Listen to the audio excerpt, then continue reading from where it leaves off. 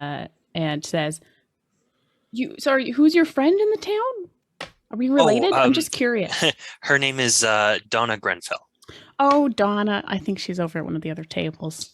Anyways, yeah, she's a little moody sometimes, but it's fine. That's cool. Awesome. You guys are gonna love this. Please eat up some food. Can you pass me a bun over there to whoever has near Yeah, the bun? absolutely. Great. And what is this mystery bird? It's some sort of local bird species. We call it he says a word in Gnomish that I can't accurately say. It's very hard to say. You have to be very fluent in Gnomish to say it. It just kind of sounds like some sort of grunting weird thing. It's really delicious. It's a good bird. You'll like it. He puts it on your plate, even though you're like not sure. It's still good. It's very fatty. It's clearly not a bird most people eat, but here you are. Unfortunately. Thank you. Nice. Well, he starts eating the food. Everybody's eating the food. It's Feastivle. While you're eating, getting towards the end of the meal, you see actually another gnome, short person, kind of stand at one of the bigger head tables. He has a very large head. He has a large head of hair, maybe also a large head, in a red blazer and a pink polka dot bow tie. He's standing up at the main head table, and he actually, some of you already know, he is the mayor, Mr. Fizzlebit. He clinks his glass and he raises it to drink to everyone, and the murmuring kind of quiets down as you're all sitting at this lovely festival. And he says, "Friends, family, kind-hearted folks who join us for our annual Lilyville Harvest Feast Festival, or as we like to say, Feastivle. Ha ha ha ha ha. Welcome to our quaint village." He's really real tacky. Please feel free to ask us, or me, or anyone in the town if you need anything during your stay. We hope you enjoy our famous pastries, lovely scenery, an ever magnificent tree, and a toast to another year of peace and joy for our small town and for all of you. And everyone kind of claps and drinks up their drinks. And then he interrupts one more time. "And lastly, my dear friends and strangers, I hope to see all of you afterwards for drinks, merriment, and of course, a murder." And everyone laughs and claps and continues to just party har har. So Jorser is also going along with it. He's like, "Oh, ha ha. Yes, good old Feastivle." And he just kind of goes on eating. Is murder a general thing that happens at your festival? Yeah, that doesn't seem like a normal thing to say. I'm sorry, what? You guys have never had a murder before? You never played murder? Oh, okay. Perfect, yes. I see. It's real fun. Let me tell you, I've been a murderer since I was 5, and you'll have a good time. You guys are going to go and join us for the murder game, right? Yeah, of course. You kind of have to. Absolutely. It's like a tradition. Right. You'd offend the mayor if you didn't go to the murder game. To be fair, it looks like everything offends the mayor. Yeah, his outfit is very offensive, a little gaudy, but I'm not here to bash on anyone's style trends, but okay. Do you guys want to know the rules in the murder game and know how it works? Yeah, that'd be great. Yeah. That's usually the first part. Oh, it's not too hard. We draw papers from a hat. You get a red dot, and then you try. Well, that if you were the murderer, I know because I was the murderer my first time, and I played when I was 5. It was real fun. And then the town, when you start murdering people as part of the murder game, and then everyone has to figure out who did it and who the murderer is. It's a lot of fun. I think you guys will like it. A lot of people actually forget that they have this annual tradition, but the townsfolk always do it, and they quite enjoy it a lot. So Jorser is unfazed, but he's laughing at you a little bit and kind of judging because who hasn't played a murder game? It's so much fun. You're finishing up the meal, everything's going very well, and you're no longer confused. And the mayor... everyone kind of disperses and the dishes are all pulled away, and mayor comes up to you guys and he welcomes you into the town. Again, his name is Mr. Fizzlebit, in case you were curious. And I can't remember if I said it already. Anyways, he comes up to you guys. He's like, "Oh, welcome, visitors! I'm so glad to see some more tourists coming to our town. You know, it's not been very busy lately, and we needed some more people." He means income, but like, you know, people is what he's gonna say. Are you joining us for the murder game? Of course. Wonderful. Absolutely. Oh, I'm so happy to hear it. Who doesn't love a good murder? Everyone is here in the town, and then everyone can kind of convenes together in the middle, and you're outside in the town square. And they're sort of looking around, and he is passing out the cards and everything. And he notices and he pauses, like, "Oh, that's strange. I don't see Donna. She never misses the murder game." So Donna Grenfell, who was actually Chad's friend, is not out here this year, and she seems to have gone home after her after dinner. So kind of lame, but whatever. Yeah, she's skipping this one. He hands out the little papers and gives you guys all of the dots. And you guys have to figure out who the town the murderer is. And I'm not going to make you go through all that because that's going to be a whole other thing. But we'll just say it was Frank. Frank the farmer. And by the way, he was really bad at it. It was really obvious. And he was not a good liar. But they figured it out. It was hilarious. La-di-da. Murder game happens. And you're all like, well, that was interesting. Never done that before. What a funny town. And that's the Feastivle. La ha ha. Roll a perception check, please. Hey, before we do that, I'm just going to quickly roll my divination dice. So there's two D20s that I get to replace a roll with later. So I got a 13 and a 6. So I can use those to replace a roll later. Cool. Perception. Oh dear. That's 9. going to be a D20, right? Mm-hmm. Yes. I think you're saying you was a 20. I was like, oh, okay. I got an 18. I got 18. 10, but I have plus 6 perception, so Nice. 16. I got a total of a 7.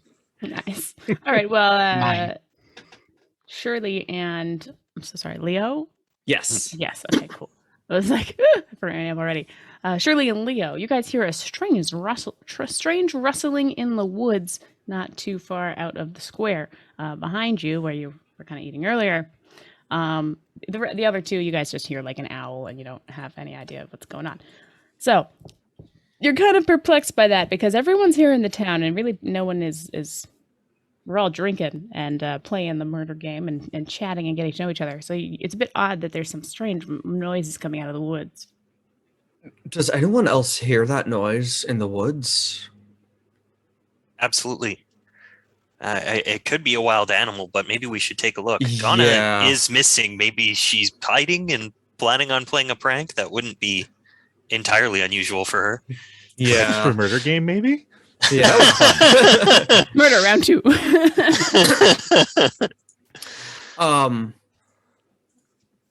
I say we go over to the woods. What kind of noise did you hear? It was a rustling, but something about it felt off. Just like, like it didn't sound like an animal. It sounded like something. Best be safe. And Yeah. Wilhelm picks up, it's like a big, heavy glove, like not plate, like looks like almost heavier than that. Mm-hmm. And then sort of hand but then holds his arm sort of almost like a shield. Draws a sword and begins to advance. Yeah. Leo also pulls out one of his short swords, just in case. All right. Just gonna walk nonchalantly behind the two people who are ready to start a fight. Yep. Nice.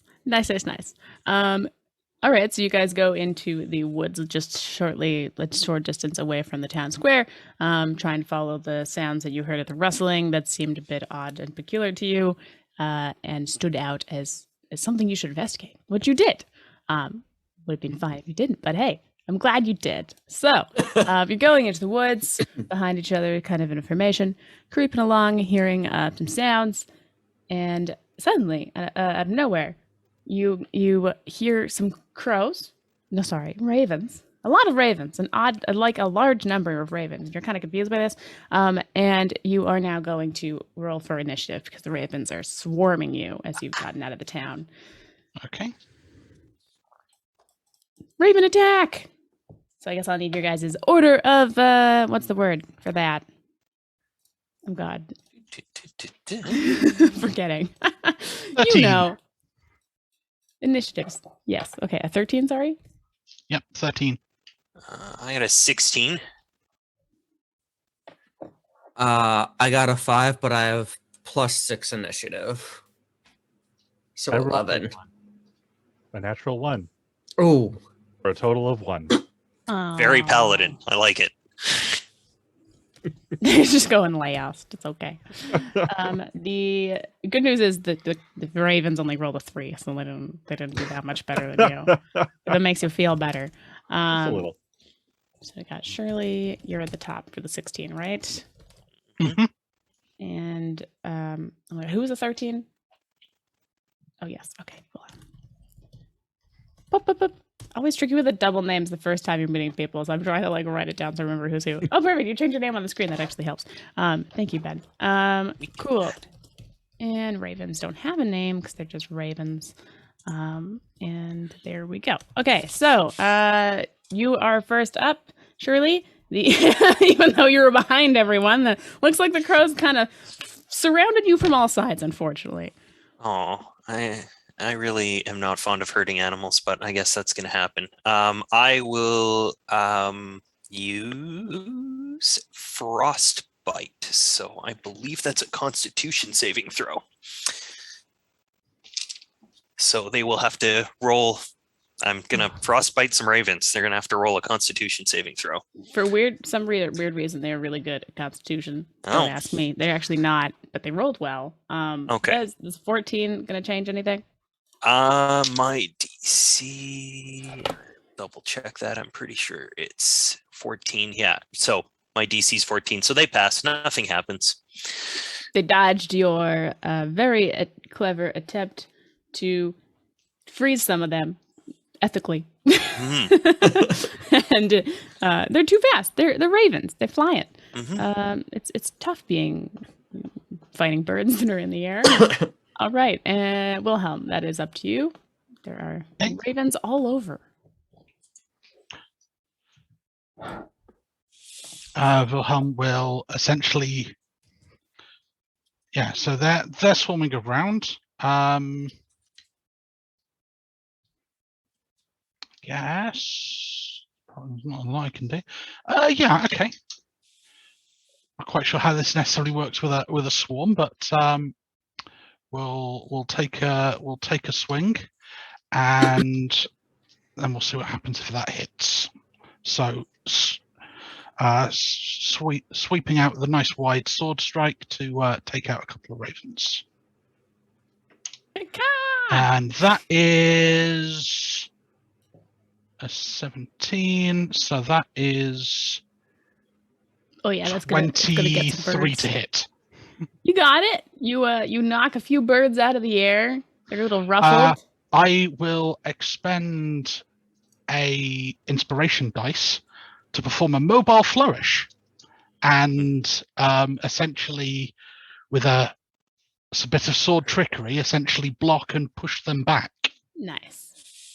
You've scared off a spook. A good, and rather than flutter away after that. And then I can follow, and I then follow into next to them. Essentially, I push them back and interpose myself between them and the rest of the group, and that will be 3, 7 plus the inspiration dice, 13 damage. Oof. That is half the swarm that you've spooked and scared, and they're all fluttering away. There are significantly less of the ravens around, and they have taken some hurt and some hurt from that. That comes to Leo. Before attacking, I want to see if I can see why they're swarming. If there's like something in the middle of the swarm. Sure. You want to roll a perception check, I guess? Yes. Let's see. I have a 6, but I have a +6 perception. Ooh. So that's going to be 12. All right. And with the 12, you can see that the swarm is pretty thickly surrounding a particular area. The other half that maybe hasn't quite been dispersed yet and has not attacked you.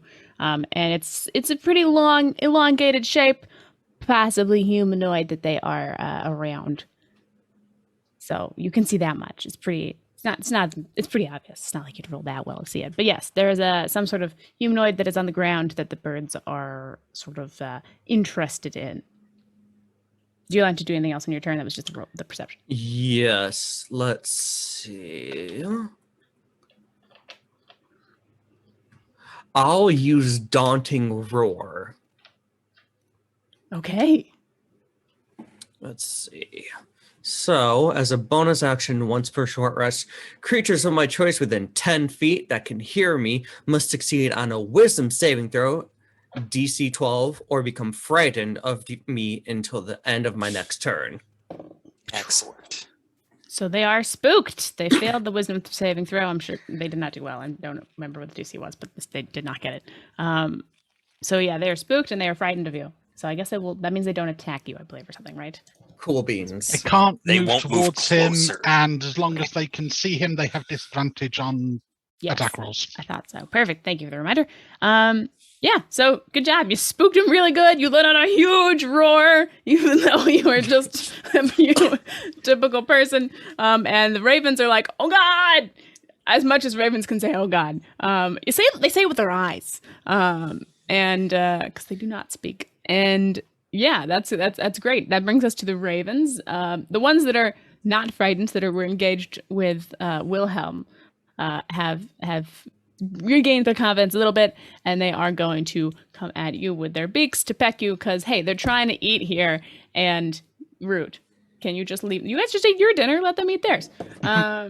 They rolled a 16 to hit. No, sorry, a 14 to hit. Oh, 14 does not hit. Oh, so a bunch of crows are mad at you, and they flutter around, and they caw, or crows. I keep saying crows, ravens, and they don't do much really.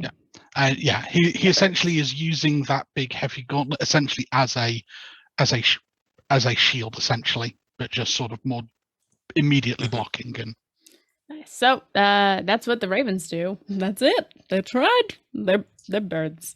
That brings us to oh my gosh, I'm sorry. Your name again. I'm slipping. I just wrote here. Lael, it is your turn next.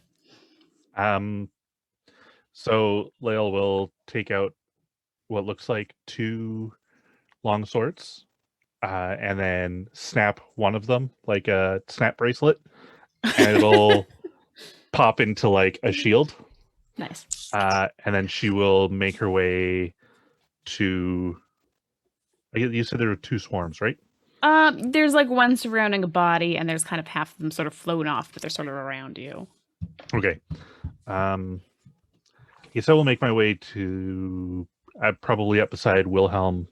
He's facing the one at the body, so I will take a swipe at them. Oh, interesting. Yeah, go ahead. Don't fail me now. Come on, dice. You got it. It's okay. Their AC's not very high. Oh, that's a +7 to hit. So, where's my math? 15? Nice. Perfect. You take out your amazing weapons, and you successfully hit and knock out a couple of the crows and scare a number of them off of the body. What is your damage on that? 12 damages, slashing damages. All right, so you come on in. Actually, apparently they also have resistance against frightening, which is funny because I didn't know that. But anyways, doesn't matter. The swarm is that you've successfully spooked and scared. Actually, honestly, you barely even had to like damage or hurt any of them. They just saw you take out the swords, and you were like, "Whoo, whoo, whoo," and they were like, "Okay, we don't want to mess with these people anymore." And they already had Wilhelm come on in earlier and like bash a bunch of them and scare them off. So the remainder of the swarm does flutter away. They leave their snack behind, a little disappointed because it was going to be tasty. Good job. You defeated a swarm of ravens who were very hungry. It's okay. They'll find something else to eat. It's nature. So that was that. When you obviously once they flutter away, you realize there is a body. What? That's what they were doing. They were snacking on a person. The body is actually, unfortunately, and I make a real face. It's quite obvious. It is your friend Donna Grenfell. She's lying there, and she's not looking too good. Okay. Shirley is a very practical person, so as much as this is his dead friend, he's immediately like, nobody touch the body. And he moves into, asks if anyone has any light, because he doesn't have anything with him. Oh, yes, it is dark. Let me check my inventory. I have a torch, so I will light that torch. Okay. And with a sort of flourish, he'll flourish the sword, pull it upside down, drive it down to the ground, and as he does from the hilt, 4 torch-sized lights will pop into the air, Excellent. which he'll then arrange. Well around. then. Very well lit. Perfect. I will investigate the body. Yes, I'll join as well because I do have investigation as a skill. Wonderful. Please roll your investigation on that. 16. 18 plus 4, Nice. so 22? Yeah, 22. Nice. All right. Both of you investigate the body, and you see Donna is actually somewhat still conscious, maybe? Hopefully. Yay! The crows didn't actually hurt her. The crows were just like about to kind of snack on her, and she's wearing clothes, so it's like not like they could easily grossly do that. Yeah. So she's not dead, but she's not in a good space. Master Paladin, if you would be so kind, Donna is still alive. Do you have the ability to maybe provide some healing to stabilize her? Yeah, absolutely. And I will use, we'll say 3 HP from my pool of 15 for 3. Yeah, that's good enough. That'll get her stable. Yep. 1 would get her stable. That's the important part. True. Yes, 1 would bring her true. stable. No I guess longer dying is key. If she's unconscious, then I will use 1. All right. I see how it is. We're stingy. We're stingy. Donna is, you didn't roll medicine. You just did that. So she automatically is saved. And she's not dead anymore, but she's very unconscious. And she's not doing good. Like, she was clearly lying there. And also, I'll say this because you were looking at the body. There's no visible wounds on her. Okay. She's just lying there alone in the dark by herself. And there's no other injuries. So that's part of she just seems to be passed out, cold for some other reason. She is now not conscious, but she's unconsciously lying there. She's not responding to you in any other way, but you can tell she has a heartbeat and she's not dead. So that's good. You saved her. Barely, with 1 hit point, but you saved her. Good job. What would you like to do? You know what? Well, I haven't said what you'd like to do. The mayor, after hearing this commotion in the woods, some people in the town have sort of followed you, and you've set up a lot of light, and so it became obvious something was going down. The mayor stumbles out of the darkness and into your area of light and sees what's going on. He's looking at the scene, and he's not sure what just happened, but he sees Donna on the ground unconscious, 4 strangers surrounding her, who also have all of their weapons drawn. Also, no ravens. He did hear them earlier, so maybe he put that together. There'll be some dead ones on the ground. There's a couple of knocked out ones, and he turns to you guys. He's like, "I'm sorry, what is going on here?" So we heard a noise in the woods. We came to investigate it. There was a swarm of ravens. As you can see, there's a couple unconscious ones on the ground that were trying to eat this person. Yeah, okay. Anyone else that want to explain? Ali, it seems my good friend Donna here was the victim of something, or something overcame her. She's unconscious, but there's no visible signs of wounds. She seems to be stable now, though.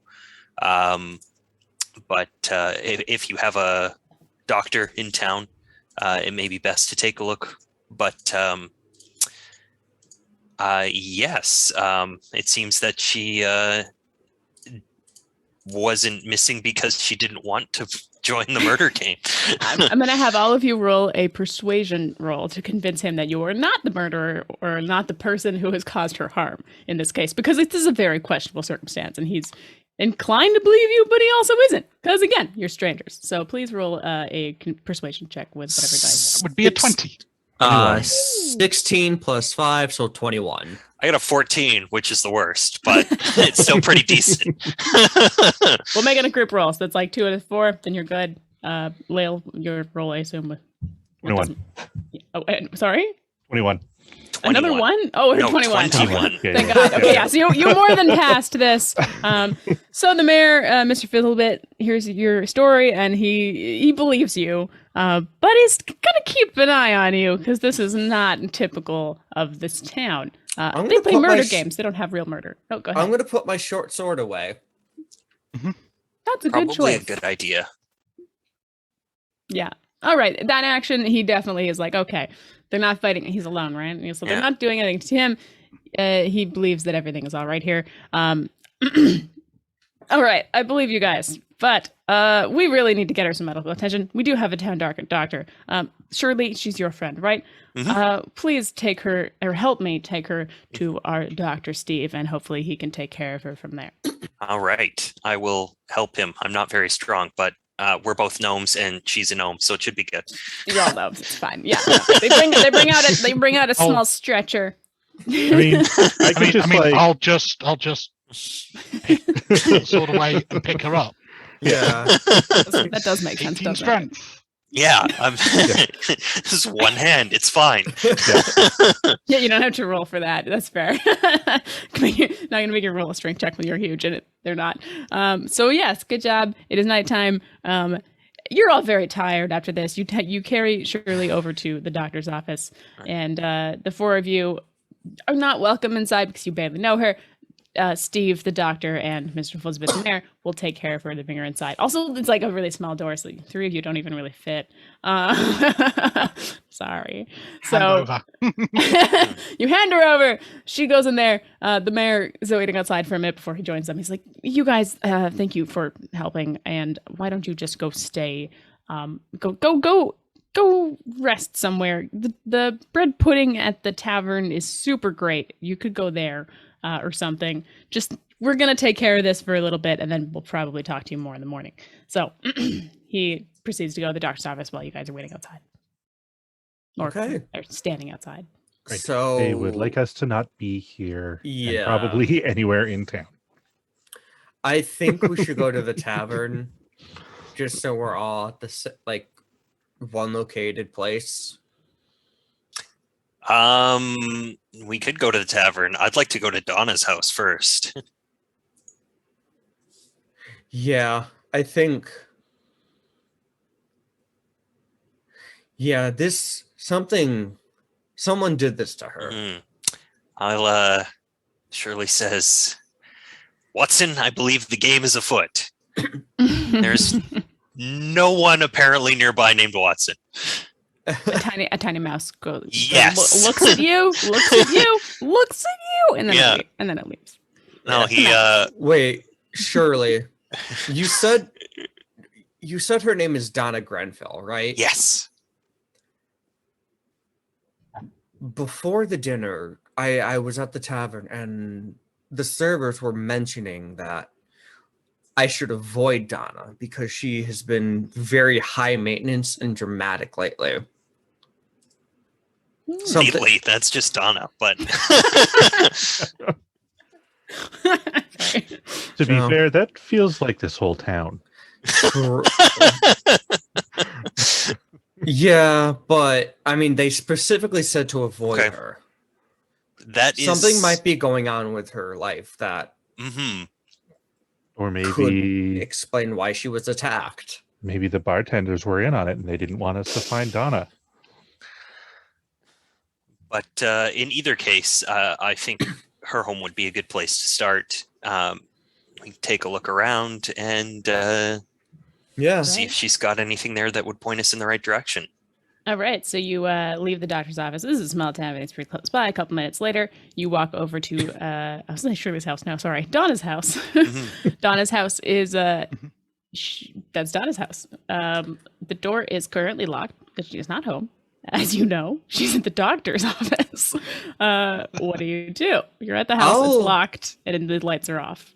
I'll cast Detect Magic just to see if there are any curses or evil spells or any alarm type spells placed over her house. Sure. There's no magical stuff coming out that's abnormal. She herself does some basic kind of wizarding magic. She actually goes back with Shirley because the two of them did some wizarding courses or whatever wizards do. So you can detect some like basic magical things, but nothing negative magic wise, like no necromancy or anything, just like typical kind of like basic magic. Okay. From the outside. Again, you're inside, so I'm not going to give you anything more specific than that. Okay. I was going to be. How badly do you want the door open? Not the smashy way. I mean, I do have a thieves toolkit, so I could perhaps try that first. Yeah, yes, that seems like a much better idea. I'll try fail, to pick. We'll fall back. Yeah. I'm gonna make a perception check and just see if anyone's watching from anywhere, because I mean we're already suspicious apparently, and we don't need to be more suspicious if someone's watching us. Yeah, that's probably smart. So that is a 19 plus. So I got a 16. So you actually, Shirley's house is across from the tavern known as the Dainty Donkey. There's some people still partying and drinking over there who don't seem to have known what is going on. They're pretty oblivious to anything that's going on, but like you're not far away from the tavern where there are some people hanging out. So good to be aware of that. Okay, I'll be very stealthy. All right. I do have I'll cast, like, I'll roll for stealth while I'll pick the lock. Sure. Yes. Just because. Let's go. 14. Cool. That is actually, I think I might make all four of you roll a stealth. But you are a crowd in front of a house. I feel like this might be a group check. So let's all be stealthy. So that's a 14. I know. 13. Yeah. 5 because I have disadvantage.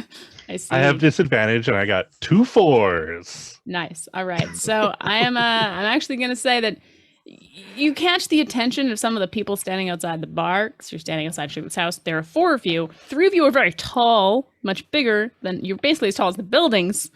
So pretty hard to be stealthy when you're standing in front of a door, looking at someone's house. A couple of people at the bar notice you, but like they're not doing anything about it because like, whatever. They recognize Shirley because she's actually been talking and hanging out with what's her name, Donna. So like they're not totally confused, but they do see you. But you can go on with whatever you want to do. I guess I'll try to pick the lock. Go for it. Roll me a lock picking thing. Which one is that? Sleight of hand, I guess. Yeah, I Unless guess so. these tools have a separate specific thing. I don't think they do. I think it's just sleight of hand. Yeah. It's got its own proficiency technically, but Yeah, it's. Oh my goodness. I haven't played a rogue in forever. Oh, no. Oh, that's Usually gonna be a 10.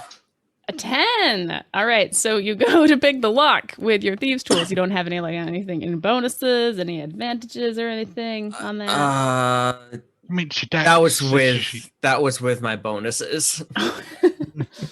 All right, you try to pick the lock and it just won't go. You don't really, you almost get there, but it's a little too hard to open it, and it doesn't really work.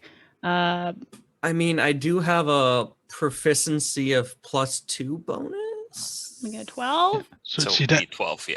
be 12. All right, we'll say with the 12, you just barely managed. You jiggle it some more, and you managed to open the door. But it did make a bit of a commotion, and wasn't the easiest to unlock. Yeah. Surely, conveniently, you remember the key was under the mat the whole time. Oh, yeah. Shirley. It's okay, I'm kidding. I just look at yeah. Shirley like, really? Really?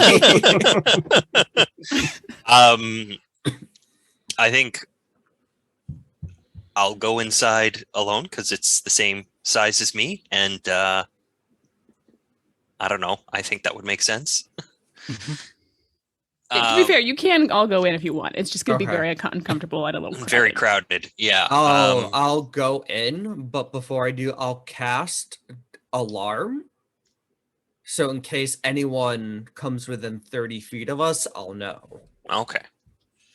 I'll re-put out the dancing lights. And I Okay. We've got will. some light. I'll just hang out outside and like try and distract the people at the outside. Excellent.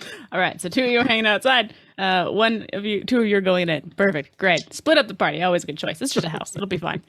So from outside, the house was very warm and cozy looking. Burgundy bricks, sandstone decorations, big windows letting in lots of light, even though it's dark. So obviously, right, it's just kind of street lights going in there. And I guess the dancing lights have lit up the inside, so that's good. Inside, there's a huge kitchen, nice bathroom. It's a great place. I don't know why I turned to a real estate agent, like all of a sudden. 2 bathrooms. Let me show you the dining room. And it's cozy. It's spacious but cozy at the same time. For a gnome, it's spacious. For a typical person, kind of small. There are 2 floors. The main room is just kind of a living room kind of area with the kitchen, the bathroom. The upstairs is where the bedroom is. Surely you know the layout. It's pretty standard gnome home. And chimneys, the fireplace, everything's off. Nothing is like totally amiss. Like her stuff is still there. Yeah. What would you like to investigate specifically? I think I will go upstairs if I can borrow Leo's torch since the dancing lights are down here. Yep. And I will roll an investigation, and I'm going to use one of the advantage rolls. I have been gifted for that. Nice. How about a 25? Oh. My goodness. All right. So you go on up the stairs, nice and cozy. You're not everything fits for you, so you're not too worried. Not having to crouch, thankfully. And you've seen her house before. You were crashing down on the couch on like the pull-out. But so you haven't really been up in her bedroom. It's a little invasive, but she's not here and she's unconscious. Oh, so probably the office kind of space I'd figure would be up here. So Yes, so you go upstairs and you find her bedroom, another bathroom, and like an office space where she kind of has lots of bookshelves and she studies, and that's where her own magical books are. You in the bathroom, you find a skin cream and other various bathroom things. Nothing too suspicious going on with that. There was a cup of water that was half gone, probably to take some medicine and stuff. And in the bedroom, you investigate and you see that there is, interestingly, some items are no longer. Some items are clearly put away. It's there's actually less out. Like it's not as homey as if someone was living there. It's almost like someone like was getting rid of a bunch of stuff. And so you kind of look around. You see like under the bed and in the closet, there's like pictures of Donna with the local town, the name of the person, Matthias Mornsteel, and those pictures have been thrown aside, and it's just the pictures of her and herself. Really, those ones are out, but like the one with Matthias, those are all kind of like thrown away, tucked in the bed. Like just they seem to no longer be important enough to display. So. You notice that. Okay. Leo is going to take a look downstairs. Yes. So I will roll for investigation. Come on, a good roll, don't. 18 plus 4, 22. Wow, you guys are snooping every nook and cranny in this house. You have found the dildo and everything. It's a little. You guys really need to give her some space. I'm being a goofball. Her downstairs area in the kitchen. You see like another glass of water out that's kind of half drank. A couple glasses actually, kind of all over the place. She drinks a lot of water. She's hydrated. And the downstairs there's the magic books you were detecting earlier. Nothing peculiar about that. You do notice a book open that is looking at sort of skin problems and trying to use magic to get rid of rashes. And that's open, just kind of out, and clearly like she's taking some notes on it. But like nothing too strange, really, other than that. A cute little cat comes out from under the couch that was sleeping, and he rubs up against your legs. Wait. I have. Let's see. Where is it? Give me a second. I have. I'm guessing speak with animals or something, right? Oh Yes. yeah, I of course you speak do. with You're a animals. ranger and you're a big cat. It's perfect. I will cast Speak with Animals. Oh, okay. So the kitty cat looks at you and meows. Meow. And Hello, small one. oh, the cat is impressed that you're speaking and it understands you. She says, "Hi. How are you? You're so fluffy. I just want to rub all over you. Pet me, please. Pet me more. Right there. Scratch it. Yeah, right there." Okay. And she just does that. I will You seen scratch my her. mom? You seen my mom? So, unfortunately, your mom was injured earlier today. She's fine. She is at the doctor's. Has your mom been acting weird lately, or has anyone strange come to visit her? Oh, she smells funny. My mom's a bit. My mom's got like two smells, and Okay. she smelled a little weird for like a month, but then she smelled normal again. She smelled weird. Really? Yeah, it was Like- really weird. Still my mom for sure. Like she's my mom. I love her. You're not my new mom, right? My mom's no, okay. No. Yes, Oh, your mom is okay. Okay, good. Like, what do you, like, smelled weird? Like, could you describe what she smelled like, or She smelled like her, but not Mhm. her. Like half Like- her, half not her. If that makes sense. interesting? So, was there like a smell under her normal smell? I suppose. I guess this cat is trying. It's also a cat. It's not Yeah. the most. It's not going to be so clear. She sort of just keeps saying the same thing when you keep asking her like describe the two smells. She says there was two smells. She's still her mom, but she two has two smells. Her smells. mom has two smells. The cat is also a cat, and it's like nice to meet you. Keeps purring. As soon as you stop petting it, it's no longer interested and goes to go like curl up on the couch and take a cat nap, Okay. as cats do. Yes. It's now like trying to sleep. Okay. Fine.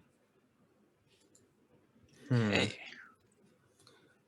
I called to Shirley. Shirley, you find anything? Not too much. It seems that from what I can find, there's some evidence that Donna has had a falling out with someone in town, Matthias Mornsdale. So I believe that is probably our first lead. Yeah, and her cat said apparently about a couple months ago or so, didn't smell like herself. Like she had two smells. Could have potentially been the smell of another person intermingled, or there's Would it be possible that someone could have been masquerading as her? definitely possible with magic. But yeah, that's a good clue to have. I will include that in my notes, and he's starts writing stuff down. Wonderful. While this is going on inside, on the outside, the two of you defending and watching out the place, and also, I guess, your alarm, notice that some of the townspeople have seen you guys going in the house, and you're kind of like standing outside, and they're like, "Kate, they don't live there. What's going on? Where's Shirley?" They have no idea that she's sick, by the way. So this is also a little strange. And they see the lights inside. So some of the townspeople, your alarm trips, and the two of you see two of them coming over towards you, drunkenly being like, "Ah! Surely we should Frank go. was totally the murderer. How is it going?" And that's going on outside, and they're trying to go talk to you guys outside. You guys inside, I guess, just barely noticed that as well. You guys are having a great time. Let's go get some more drinks. Let's go back to the bar. Come on. Please roll a persuasion check to bring them back to the bar. You try wrangling drunk people. 15. Yeah, but getting them back into the bar should usually be pretty easy. That And should be like a like, point. I'll just like flash a couple of like gold. Oh, all Drinks are on right. me. Okay. Oh, you know what? That sells them. And they were like, "Yeah, let's go back to the bar." And they also they look back at you, Wilhelm. "You coming, bud?" Oh, I think your mute's on. Oh no. Yeah, your you're mute. microphone. Sure, just keep going. I'll be right behind you. Please convince them. Roll a persuasion just to like convince them of that, or maybe something charisma of like to let them so they know you're Yes, not okay. lying. My persuasion's pretty good. 16. Oh, okay, sure. All right, they believe you. So they stumble back to the bar with Lael, two of them, two townspeople, and you guys are all, I guess, now still. The two of you inside probably come outside. I assume. Yeah. Yeah, we'll lock the door behind us if we can, without a key. In the kerfuffle of standing around, you did kick the mat, and sure, you found a key. Okay, sure. We'll lock the door behind us Good and job. replace the key. And I don't think we'll start bugging or start looking into Mr. Mornsdale tonight. It is nighttime. There are some people still in the local tavern, the Dainty Donkey, just across the street. You see them. You also saw your friend Lael stumble over there, kind of shuffling those drunk people over to the building, and he's still actually approaching it. You could go join him. You could also go to bed. What do you want to do? Maybe we go join him because drunk people like to talk about gossip, and maybe we can hear some stuff. Yeah. It's true. That's how I found out all my family secrets. Took my mom to the tiki bar. There you go. Secrets to life. Cool. So you guys are going to go over to the Dainty Donkey. You catch up with Lael, who's only slightly ahead of you, and there's still a little bit of ruckus. Not as many people now. It's getting quite late. But, you know, the tavern is still bumping for whatever, I don't know, a Friday night or whatever it is. From the outside, the inn is magnificent. It has walnut wood, burgundy brick decorations, lovely windows, small kitchen. It smells really good again. The bread pudding, you smell that sweet bread pudding, and it's tasty, you can tell. There's a couple people eating it. There's drinks. The group of drunkards has lured Lael in. They offer you a shot, and they're trying to give it to you. And they're like, come on, join us. It's great. You'll love this. It's our special liqueur made in town. We call it donkey piss, actually. And she just like stops and yeah, why the fuck not? Lovely. All right, you take a shot of donkey piss with drunkards, and they are roaring with laughter. It's just apple juice. It's actually not alcohol. It's very gnomish. Yeah. Bartender's got to sober him up somehow. So you are all sitting in the tavern. You sit at a table together. It's very quaint. One of the servers who has previously talked to you, Leo, comes over and says, "Oh, hello, darling. Welcome back. Well, hey. How's it going? Did you enjoy the Feastivle? It was a joy, wasn't it? It was like the best Feastivle I've ever had. So what can I get you this time? How about some information? Oh, we got tons of that. Who do you want to know about? Oh my gosh, Mr. Fizzlebit has the stupidest tie collection. Let me tell you. And then she starts talking about ties. Really, really. I whispered to Shirley, what was the name of that person? Matthias Mornsdale. So, how about Matthias Mornsdale? Know anything juicy on them? Matthias? Well, he is the local artist, one of many. There's so gosh darn many artists around here, and they all think their art is the best, and they're trying to sell it to you. And you're like, listen, if it's the best, I'll buy it. If it's not the best, then I won't buy it. And they're just constantly trying to sell you this art. God, it's so annoying. Anyway, she rants about artists for a little bit. But yeah, no. Matthias, I think he's dating. Oh no, he's no longer dating Daphne. I think she dumped him a month ago. Oh. He was dating Daphne. Not. Oh wait, sorry, Donna. I'm mixing up the words. Sorry, I'm mixing up names. Donna. I renamed things. Go ahead. Really? Yeah. He They was were dating. dating Donna. Do you know why they broke up? I don't know. That's when she started sending her menu items back to the kitchen and getting all weird and was like, the eggs aren't good. I'm like, the eggs are the same they've always been, honey. Can you just like eat them? That would be great. How long ago was that? Like a month ago. Yeah. Today she seemed in a much better mood, but Really? the last month has been just like a pain in my ass, you know? Really? What? Like, did she seem any different that last month? No, yeah, exactly. She was sending her eggs back to the kitchen and just making me like she took her tea with honey all of a sudden. Like she always just took it plain. I don't know. She just got kind of weird. Today's the first day I saw her normal in a while. Yeah. But the last Really? month she's just been all over the place. I'm like, oh my gosh, leave me alone. Donna. You don't want to be friends with her. She's weird. Yeah, she sounds pretty weird. So high maintenance. I don't know what happened. Right? Anyways, you want a drink? Yeah, we'll take some of that donkey piss. All right, donkey piss for the table. And she leaves to go get your drink. So that's the second I talked to everyone. So that's the second time somebody has mentioned that Donna has been different last month. Something happened. Did you happen to ask how Matthias takes his tea? I will. And did sorry, so the cat said she smelled funny. Was there anything else you noticed downstairs there? Just a book. She had a magic book open about skin conditions. She had some skin cream upstairs in her room as well.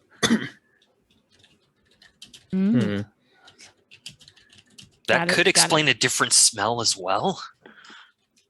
No, her cat specifically said she had two smells. Like she didn't smell like herself, but also she did, which could mean that you know how cats are. They're not very specific creatures, but like that could mean there was like a scent under her normal scent. Like it could have been someone was, mimicking her. Yeah, but mimicking a person's scent to an animal seems pretty difficult. I mean, it's possible, but it also could have been like just the scent of another person on her because she was seeing Matthias. Maybe. Could have confused her.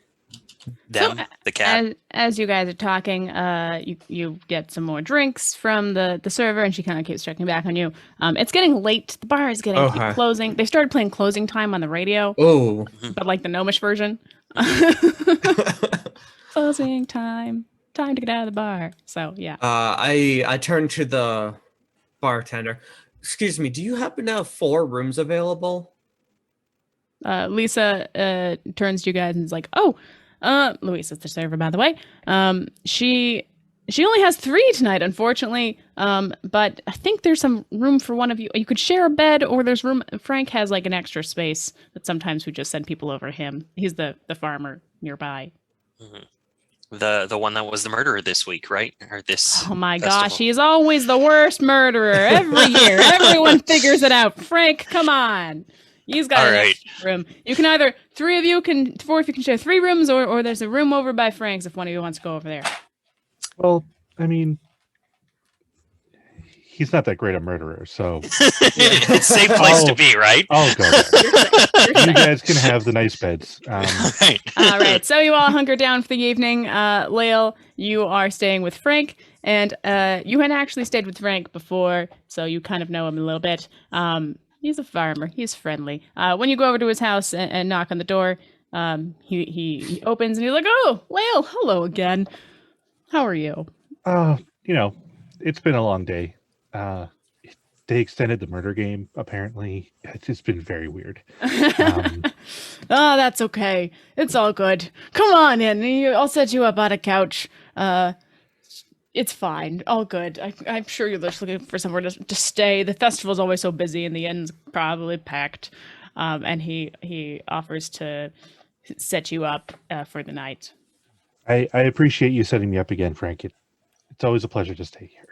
Oh, it's nothing. Don't worry about it. Just don't mind if any weird noises happen. Like there's been some screeching lately. I think I mentioned it before. I didn't hear any lately, but like the last month, there was like that a couple times in the field. There's just like some weird noises happening. Don't worry about it. I don't know what it is, but I'm sure it's fine. So hopefully that doesn't keep you up. I know it's kind of annoying. Anyways, I'm off to bed. Oh, okay. You have a good night. And she's just gonna like think about that for a bit. And you all go to sleep. Transition. It is nighttime. It's been late. You had a long day with a lot of food. You've saved somebody's life. And yeah, so in the next, we'll have you guys all wake up and then probably convene in the tavern for breakfast. And Lael, you don't hear any noises in the night, even though the farmer Frank warned you that there may have been some. There was not anything. And if you ask him about it, he doesn't. Again, he just says the same thing. He just heard weird noises. He can't really explain it. But they've stopped recently, so that's good. And you're all awake in the town, and presumably we'll just put you in the tavern for breakfast, because that's where everybody in town goes, to the dainty donkey. In the morning, you do see the donkey. She's on the roof of the building, wearing a nice little sun hat, being all dainty. Yeah. My God. So I guess I'll go down to the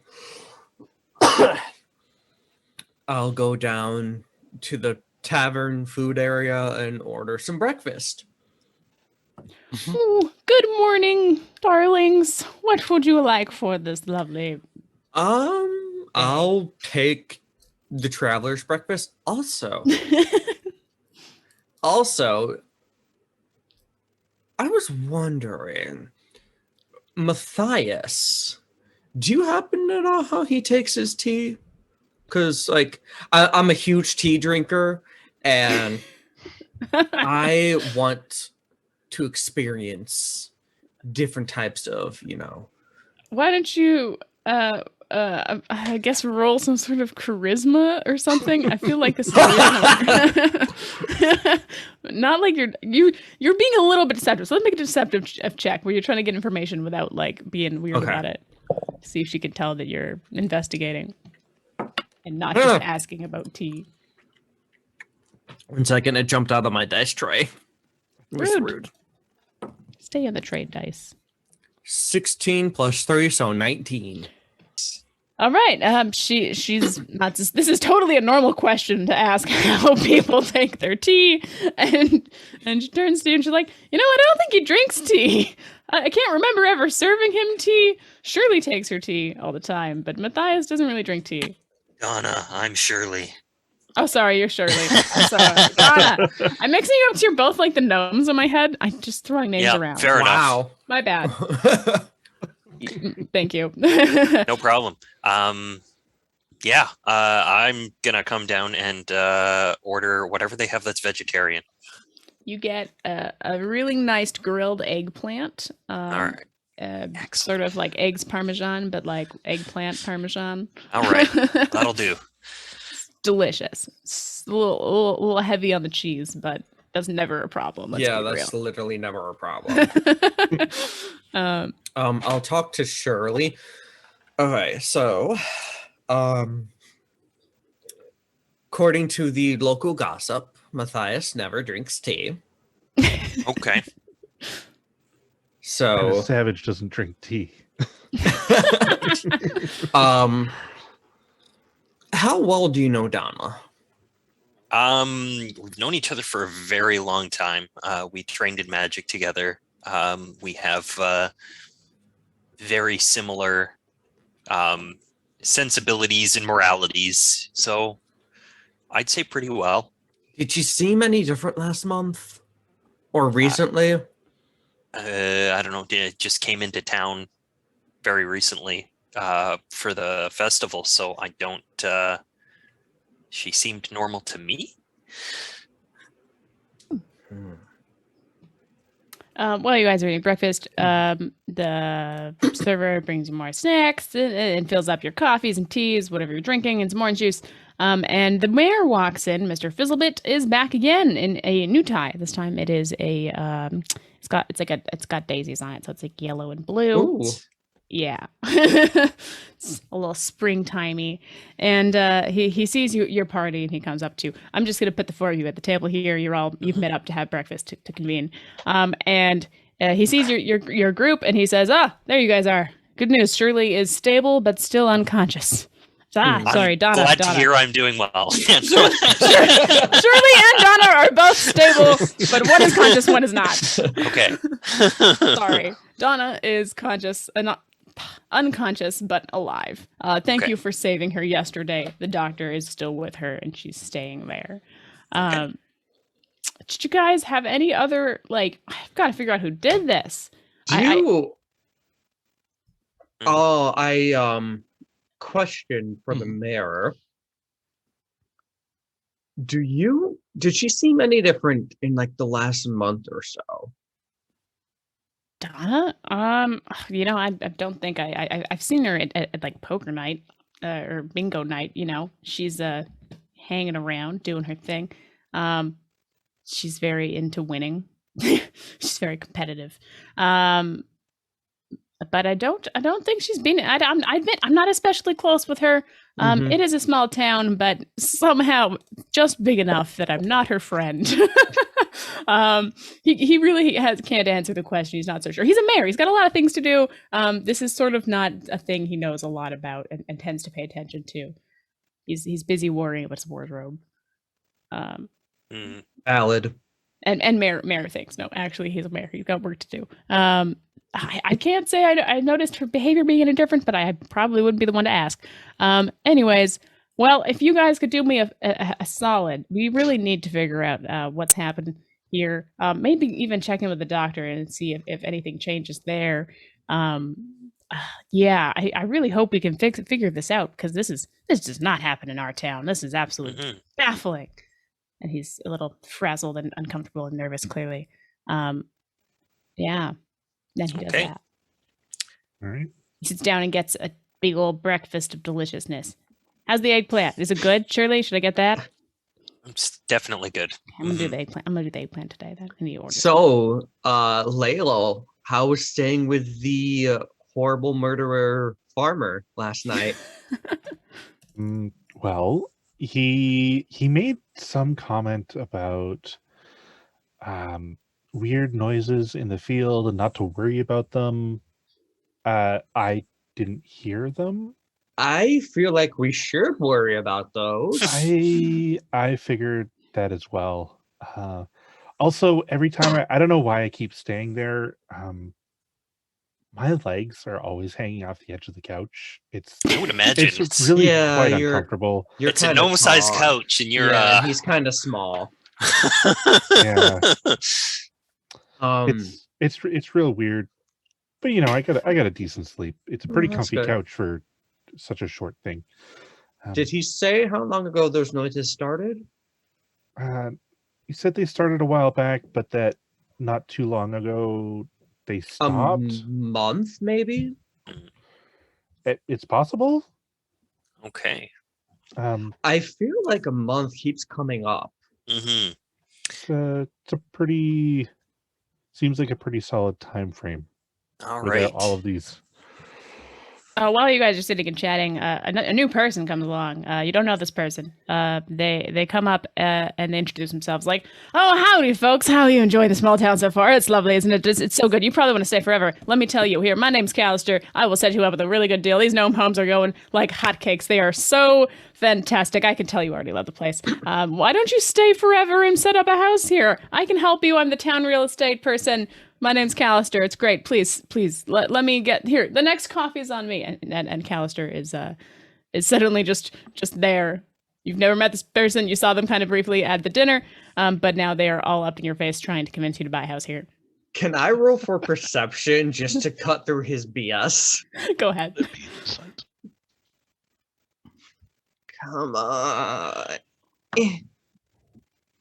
That's a 9 plus. Where is it? Give me a second. I don't know what cutting through Plus BS is. 6. What roll is a BS roll? Is that like a? It'd be Like, more probably like insight. an insight. That'd be Yeah. insight, yeah. I don't know what you were rolling, so I'm not sure. Just you know how like realtors are. All right. So Callister is a little flustered by you. He's like, "What? Why are you? Don't you want to stay in this beautiful town? The festival, the people, this amazing eggplant parmesan that you were just eating. One of you and the coffee. It's incredibly safe. Let me tell you." And he just kind of, sorry, they just keep going on about the real estate and really hassling you. And that's just your breakfast is kind of disrupted by Callister, who they really want to sell you a house. And that's happening. Hey, Callister, it like this does seem like a lovely town. Like, why are there so many empty houses? Like, is just like it seems like it's such a beautiful, lovely town. The food's amazing, like you say. The coffee's good. It's very safe. Very I safe. just want to know, like, Oh, okay, well, before I settle down, get like find myself a nice, or find myself a nice Leonid to marry. a Leonid, nice. Leah, Callister, is a little bit flustered with trying to sell you something and clearly not having success. It's like, listen, I know the houses are small. They're gnome homes. I get it. There's mostly gnomes that live here, and you're a little too big for it. We can just extend the door a little bit. We'll make it work. It's okay. And listen, okay, people have stopped coming here in a while. It's not great. We're losing population fast. It's just, the tree is not the same as it used to be. And then like when their like voice is hushing down, when they're kind of breaking down a little bit over that, and they're like, it's fine. You know what? I just was hoping maybe we could get some more people, and you guys seemed like cool. It's fine. Callister is just gonna leave now. They've unsuccessfully sold you a house, and they're Callister, hold on before you go. I noticed when I came in, I noticed that there was something a little off about that tree. When did that start? Oh, it's been doing that for years. It's gotten bad lately, but it's been slowly fading over time. It's a couple centuries old, from the founders who first made it, the Smallfoot family. You could probably ask. I think her name is. She's the great granddaughter, Janine Smallfoot. She's related to the founders of the town. I don't know. She's really old though, and she's usually just taking tea in her backyard, but she's usually around. It's been doing that for a while, not gonna lie, but it has been especially pale as of late. We like our tree though, solid tree. What a tree! That Lilyville's tree is like so famous. Everyone is a big fan. It's like one of those ancient ones. It's like huge, like old growth. Anyways, yeah. So like, it would take what, like 30 gnomes arm to arm to get around it? Probably, maybe more. It's huge. It's a huge tree. It's very beefy. It's actually not in the town. It's like just outside the town on the outskirts. You guys saw it when you came into town, but you haven't actually gone up to it unless you want to go explore it. So yeah, that Callister is like, anyways, I've got another appointment and a showing, so I better run. Maybe I'll make the sale this time. And then Callister, they wander off to go do that. They've got appointments, real estate people. They're busy. You guys just didn't want a house. They're not going to hang around.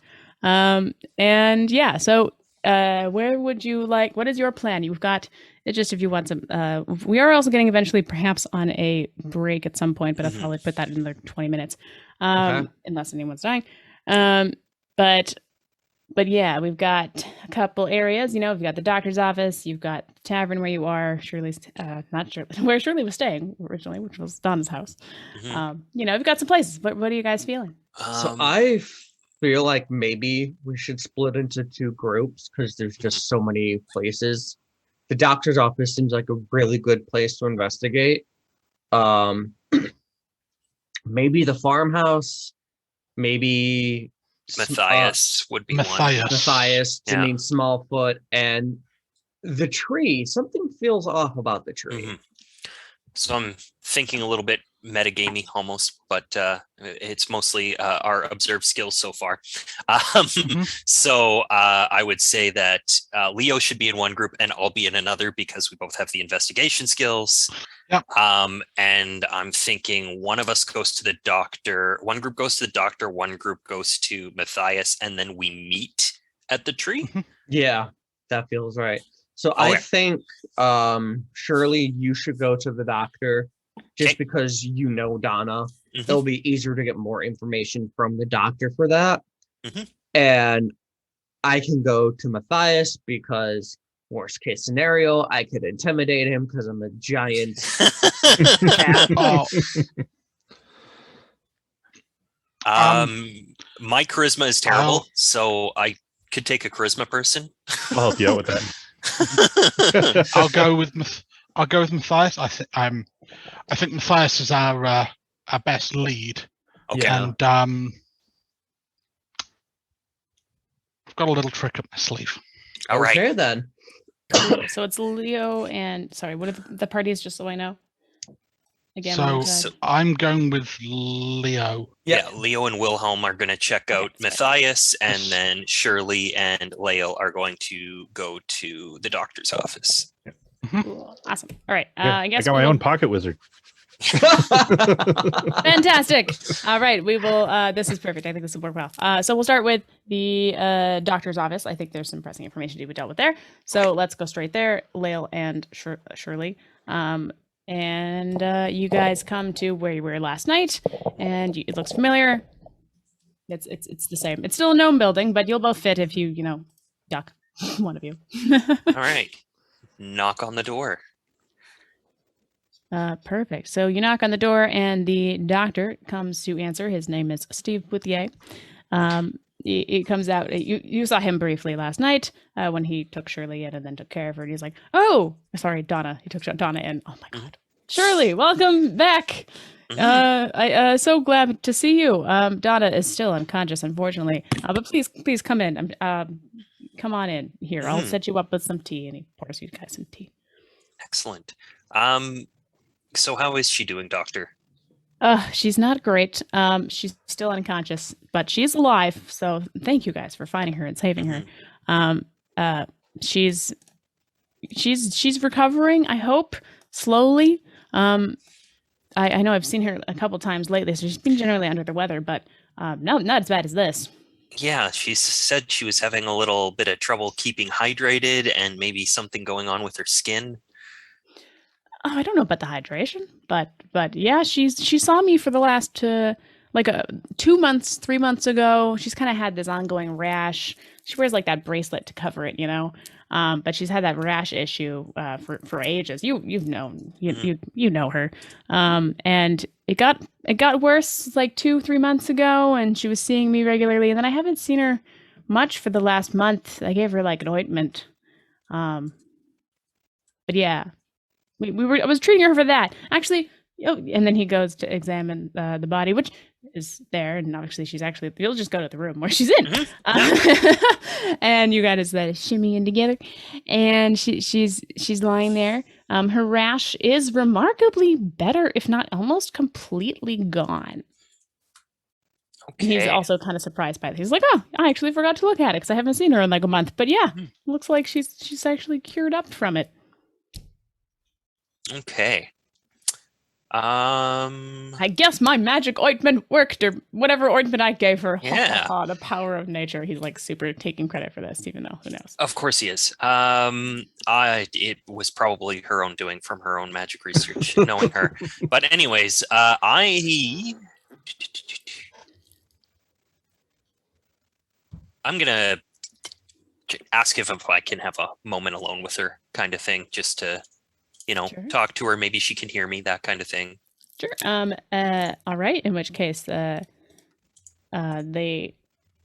two, I guess, Lael and the doctor are gonna scoot outside the room and give you some privacy. The doctor turns to you, Lael, and it's like, "I'm sorry, the chairs are kind of small. Why don't you just sit on this patient bed over here? That's probably gonna be more comfortable Okay. for you." Yeah. That you guys drink some tea while Shirley is in the room. All right, cool. I'm gonna cast Detect Thoughts when they leave. What? Mm.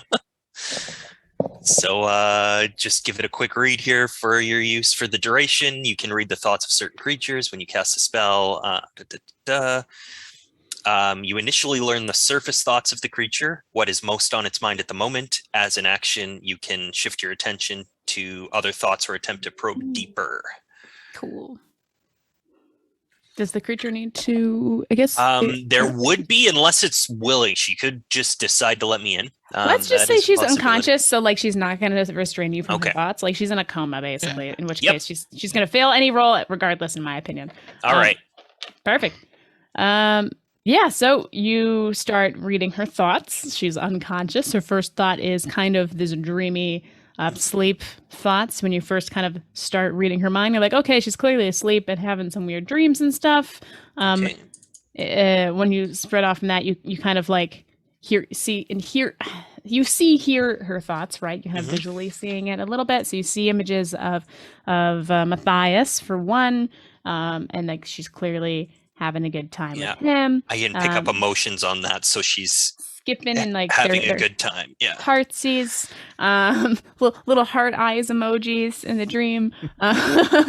But yeah, so there's that aspect as you kind of keep trying to read your thoughts. There's also something darker going on underneath, and I'm gonna make you roll like an insight to maybe get this one. Okay.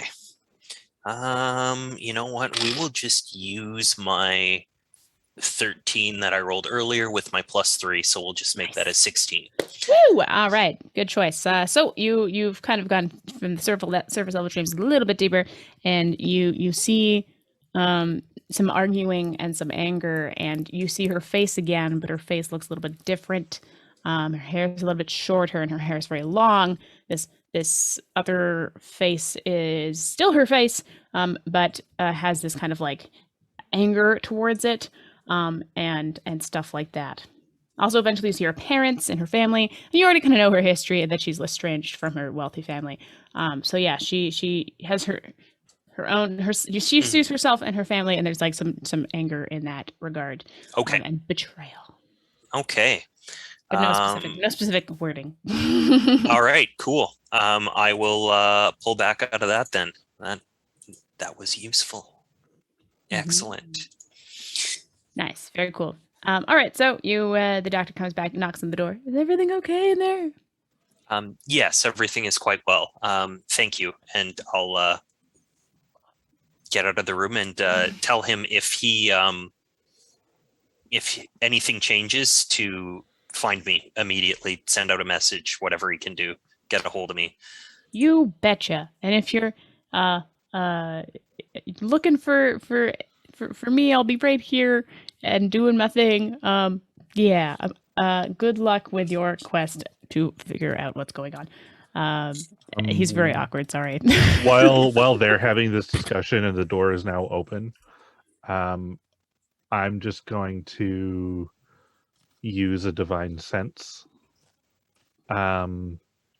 So I can detect good and evil, or sense anything that might be affected by the Hallow spell, or the location of any celestial fiend undead, if there's anything sort of... My goodness. Luckily, not dead. So Okay. right. You don't really get any divine. I mean, like you sense good people here in this house and in this space. There is nothing nefarious going on, so feels pretty godly. God would approve. Okay. All right. Whichever god it is you worship. So yes, there's nothing suspicious in that regard. Okay. And we will go over to Wilhelm and Leo while you guys hang out in the doctor's house for a bit. Maybe you should get a checkup while you're there. So I guess we go up to Matthias's house. Yep, you go find Matthias. Wonderful. He is an artist, so there's lots of eccentric art as you approach the building. Strange sculptures kind of throughout, very into the different metalwork and stuff like that. It's kind of weird. Some creepy scarecrows, small scarecrows, gnome scarecrows, but scare gnomes. And it's got a quirky vibe to it. It's like an asymmetrical house too. It's very like oddly like home. You think he made this house himself, or somebody with no talent made it. And yeah, you approach and you go into the house, or I guess you knock on the house first while on the door. Yep. I'll use my passive investigation just to see if there's anything, off feeling about the house, or like maybe like some like a change in his art style. Yeah. We'll say you see lots of rusted sculptures that are very quirky and upbeat and everything. But there is one sort of newer, less rusted sculpture that does kind of look very weird and abstract, and those like depictions of angels that are just really terrifying. Mm-hmm. Kind of like that. Like it's just very weird, pointy, sharp, bizarre, whatever. And that one's like not very rusted, so it's obviously a newer sculpture of his. So yes, you do notice that with your investigation. Can I do an intelligence check to see if I recognize that anything in that new sculpture? Because I do have a religion +2 roll. Oh, sure. Why not? Let's see, let's go. I got a 9. You look at the sculpture and you think, man, that is a weird ass sculpture. It kind of seems like it might be symbolic, but also it kind of might just be weird art. Yeah. That's what you deduce from. You notice that it's new and it's not as rusty and it's not his normal style. At least that you can tell if there is a normal style to a weird, quirky artist making quirky art. Yeah. So, what do you do next? I guess we will go and try to get his attention to talk to him. Perfect. You can hear as you approach the building, there is someone in the back kind of making some noises. You hear, we'll say, some welding and hammering and typical kind of building stuff sounds. So actually, it appears that there's someone outside in the backyard area, and he's in the backyard. It's basically what I'm telling you. All right, we'll go to the backyard. Wonderful. Okay, so you guys approach Matthias, and he sees you. He's like, "Hail, new town visitors! Welcome to my art studio. Oh, I'm so sorry, I wasn't expecting anyone. I've just been working on some new sculptures all morning. I'm sorry. Here, let me just like put this away." And he like takes off his gloves, and it's like, he's got big old gnome goggles to protect his eyes. He's like, I'll indicate Leo to go ahead, and I'll start hanging back a little bit. I just turn to Wilhelm real quickly and like quietly say, "Take a look around," while I'm talking to him. You guys are looking for some art pieces, I assume?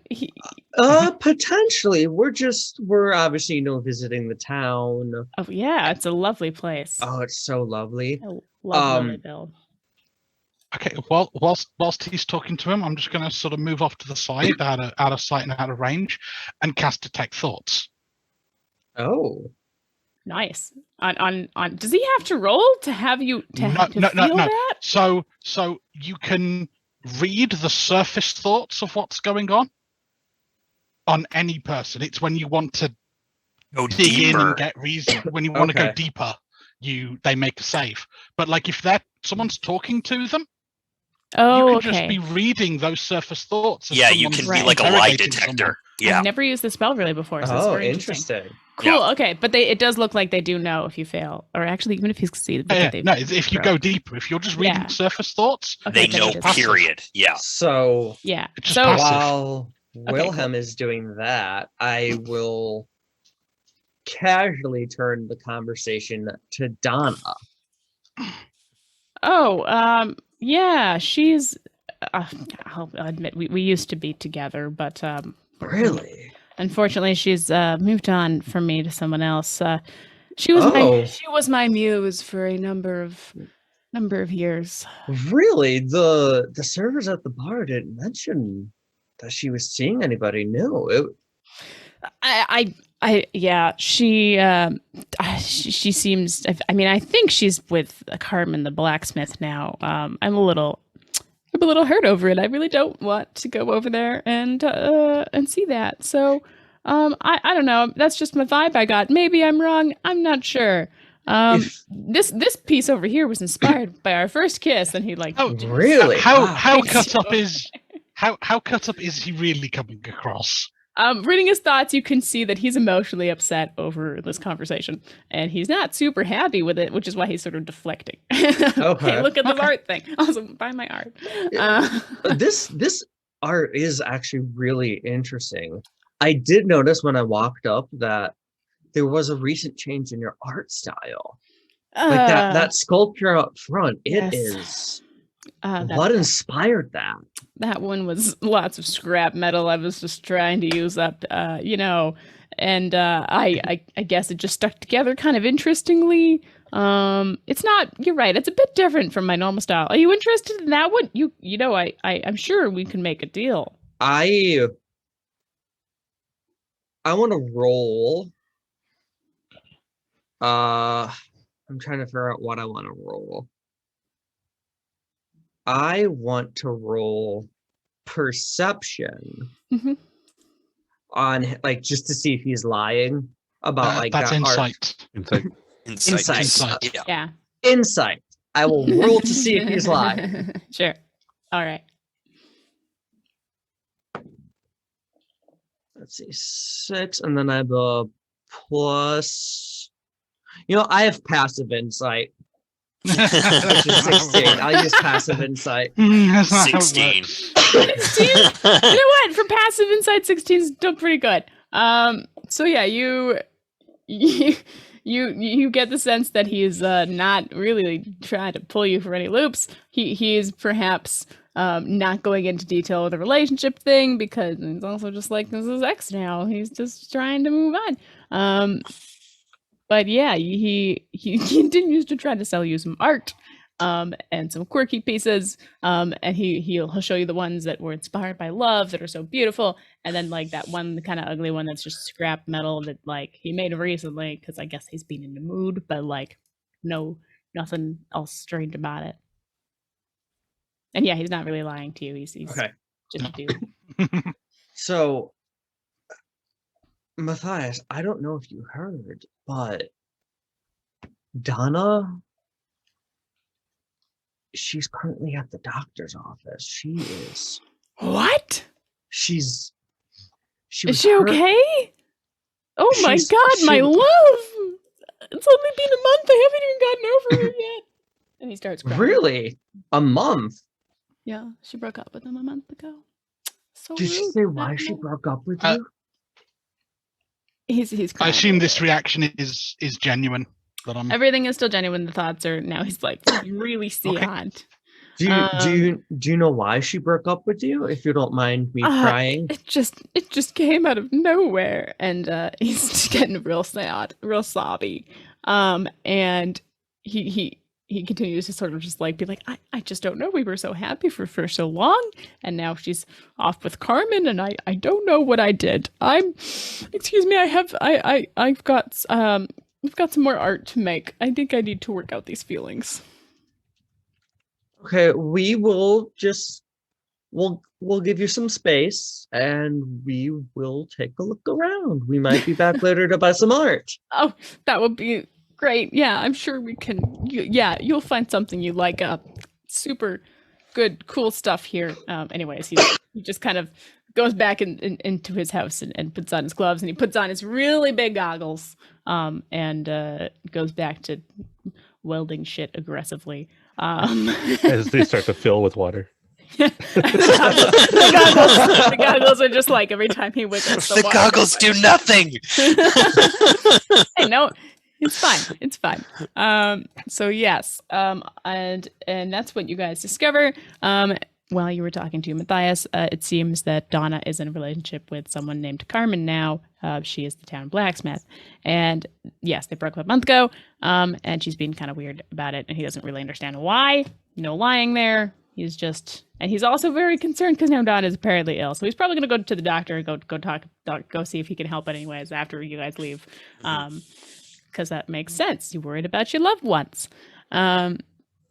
So that... we are almost at 11 o'clock. I've got a couple minutes. I wonder if we should just, well, it's 2 minutes now. I'm supposed to do like a little mini break. Do you guys want to do it now and then do the tree after? Yes. That sounds good. Sounds. It seems like a natural midpoint. Does anyone? I forgot how long the break is supposed to be, and my Discord is not pulling up. I 10 minutes. I feel like maybe 5 minutes. 5 minutes. 10 minutes. 10 minutes. Okay. Cool. All right.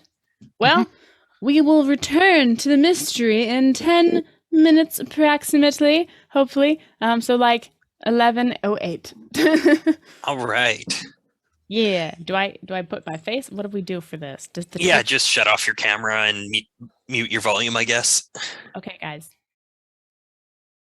Thank you, disembodied voice. Thank you for checking on us.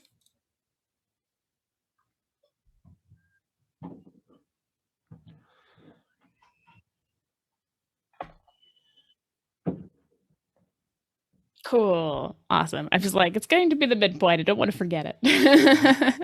Thanks. Okay. I'll see you guys in 10 minutes. I'm making another coffee. This break, we are going to do our first prize giveaway. So I have the chat here I will be monitoring, and our first prize giveaway is going to be a set of Adventure dice. We owe them hugely, both because their charity events that they do for Andrea's Adventurers in June is what inspired this charity event. And they gave us a bunch of information about how to run something like this right up until this morning when we ran into some technical difficulties.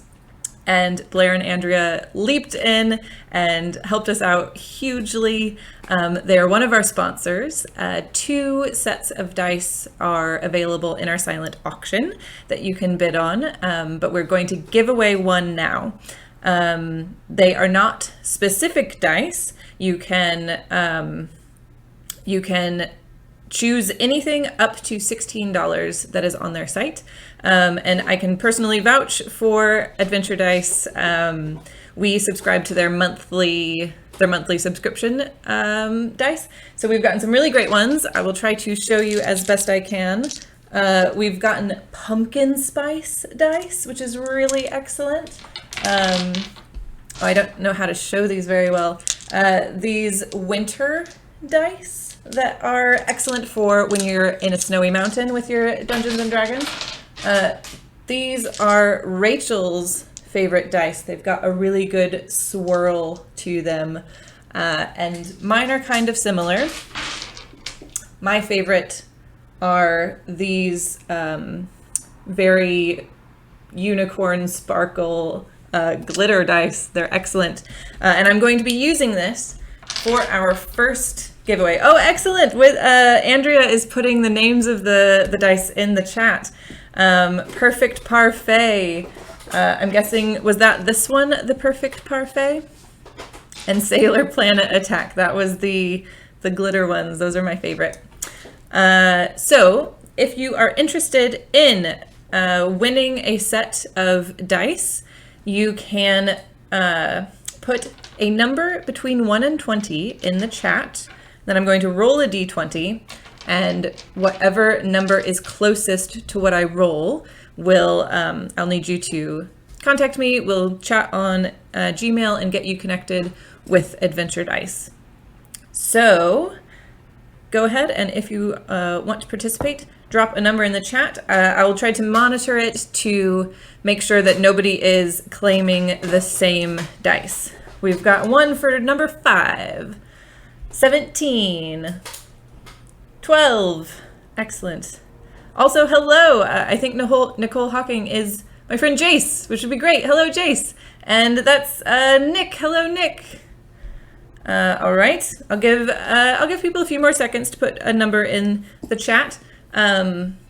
While we wait, I want to announce that we have raised over $1,500 of our $2,000 goal. So we are more than 75% of the way there. So thank you to everybody who has donated. I think actually with the silent auction, we will meet our goal, but let's just keep going. All right. Blair says his number is -1. All right, we'll see how you do. Excellent. Confirmed that it is Jace. So glad you could join us.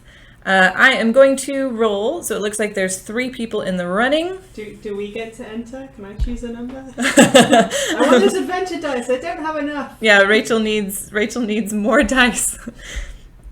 All right, rolling in 3, 2, 1. That was a 3. So I believe that Jace, Nicole Hawking, you are our first winner. Congratulations. Woo!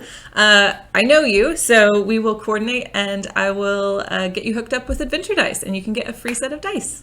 So thank you to everyone. We will be doing another prize giveaway after I unplug my computer. So yeah, congratulations. We are doing great. I'm loving this Agatha Christie mystery. Big thank you to everyone in the group for being patient as we got set up this morning. Other things that you should know. This is a charity event for Rainbow Refugee. They are a Vancouver-based nonprofit that helps people who are immigrating into Canada as refugees fleeing persecution because of sexuality or gender. We're really grateful to have all of the support that we have had to put this event together and all of the donations that have already come in. If you would like to donate, you can do so at roarcatreads.com/charity event. There are links there. But we also have a silent auction that will be running until midnight tonight. There are a lot of really cool items there. Some that I want to point out is we have been donated a Warhammer army that is a Lord of the Rings Dwarven army. So if you're a Warhammer fan, this is excellent, but also if you're just a D&D fan, which I think you are if you are watching this stream, these minis are perfect for all your D&D adventures. So we have a Dwarven army in there. We have, like I said, 2 more sets of adventure dice. We have 2 sets of Norse Foundry metallic dice on there. We also have some queer art. So one of the things is this painting is on our silent auction. We have been enjoying it while we're waiting, but we're sad to see it go to whoever bids the highest on it. We also have a pride flag embroidery that's available from Lonely Mountain Embroidery, and an original art piece by James Lauder, a Vancouver trans artist. We also have the cutest thing in the world. I have the highest bid right now, so do bid, but maybe don't. No, for real, go for it. Haley Boros, who is one of our participants in our next session, has donated her Dungeons and Doggos comic pack, which sounds absolutely adorable. She does really great art. If you follow her on Instagram or Twitter, she was doing a Doggist, hashtag Sword Timber series that was adorable of dogs and really cute swords. So I don't know what else I can tell you to make you want to follow her and buy her merchandise. It's excellent. We also have a bunch of D&D Beyond digital bundles. There are player bundles, some of which we'll be doing as prizes in future sessions, and some of which you can bid on. We also have a sourcebook bundle available through D&D Beyond, which has, let me see, 18 digital source books available if you get that one, and the legendary D&D Beyond bundle, which has 43 digital source books and adventure books, like literally everything that they have. So all of those things are available in our silent auction. Again, that is good until midnight tonight. Yes, so I'm looking at the chat. Jace confirms dwarves are painted to a very high standard. This is true. And Chad says, I have everything Haley. It's all amazing. So yeah, really proud of all of the sponsors that we have. Very grateful to them for donating really awesome content. Let's see. How are we doing on time, Rachel? We are still on break. Still on break. Come back. All right. Then I want to plug that if you are new here, Roarcat Reads is a queer nerdy blog. We're really into creating community for queer nerdy people. So if you would like to join our Discord, you can find a link to it on our website. And we have D&D drop-ins there. We have sessions to plug yourself. We have talks about queer books that we're reading. And we also do things like planning charity events. So if you're interested in joining that, find us on our website or drop something in the chat and I'll send you a link. We also do interviews with queer people. So if you are what I call an adventure queer, someone who is both queer and nerdy, let me know and I'll reach out to you. And every week, every Thursday, I put up an adventure queer interview where I share people's stories about really whatever it is that they think makes them queer and nerdy. So we have people talking about D&D, people talking about writing, people talking about their artwork. Many of the people who are in our sessions have been adventure queers. So if you find somebody especially amazing and you want to learn more about them, head over and read that and let me know if you would like to participate as well at some point. Yeah,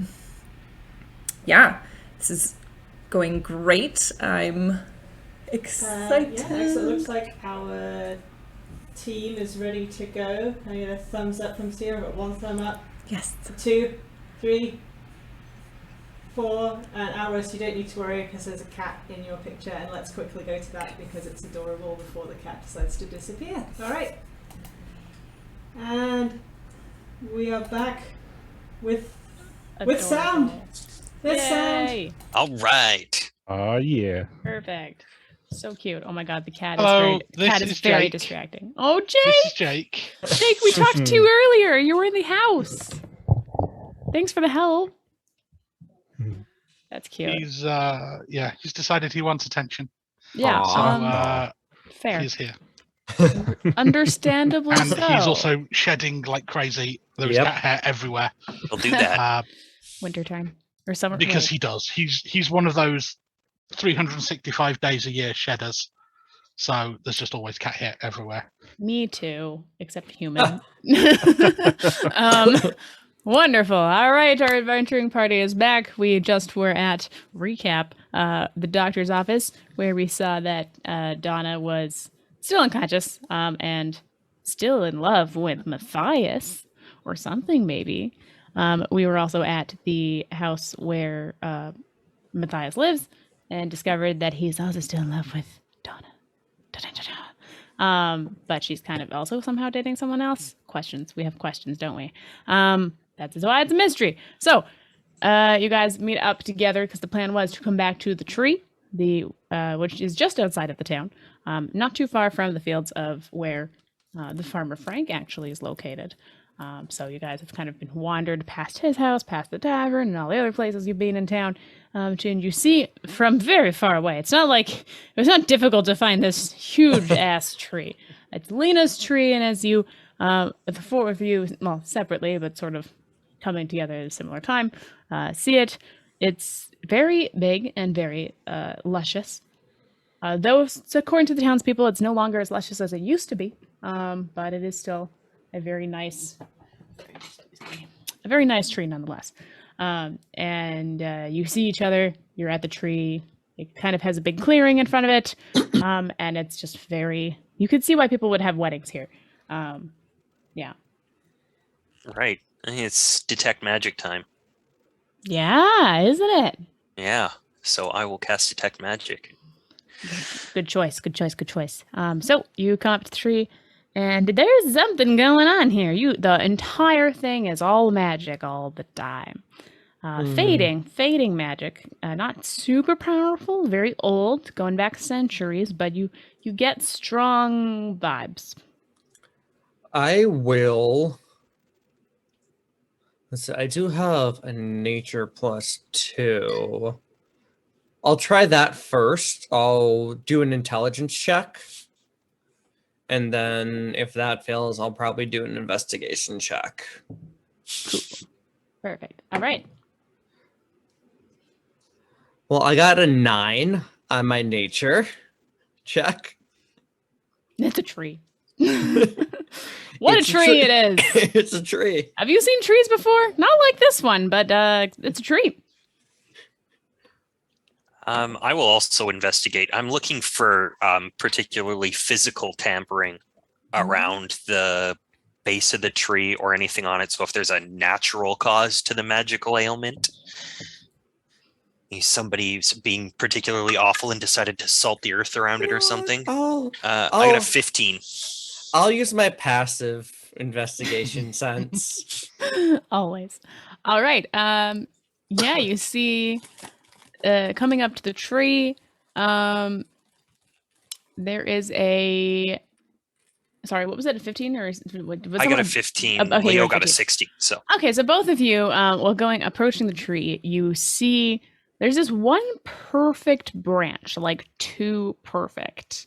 And it really kind of sticks out. Like, I mean, if you really look for it, it sticks out. But if you aren't looking for it, it's pretty subtle.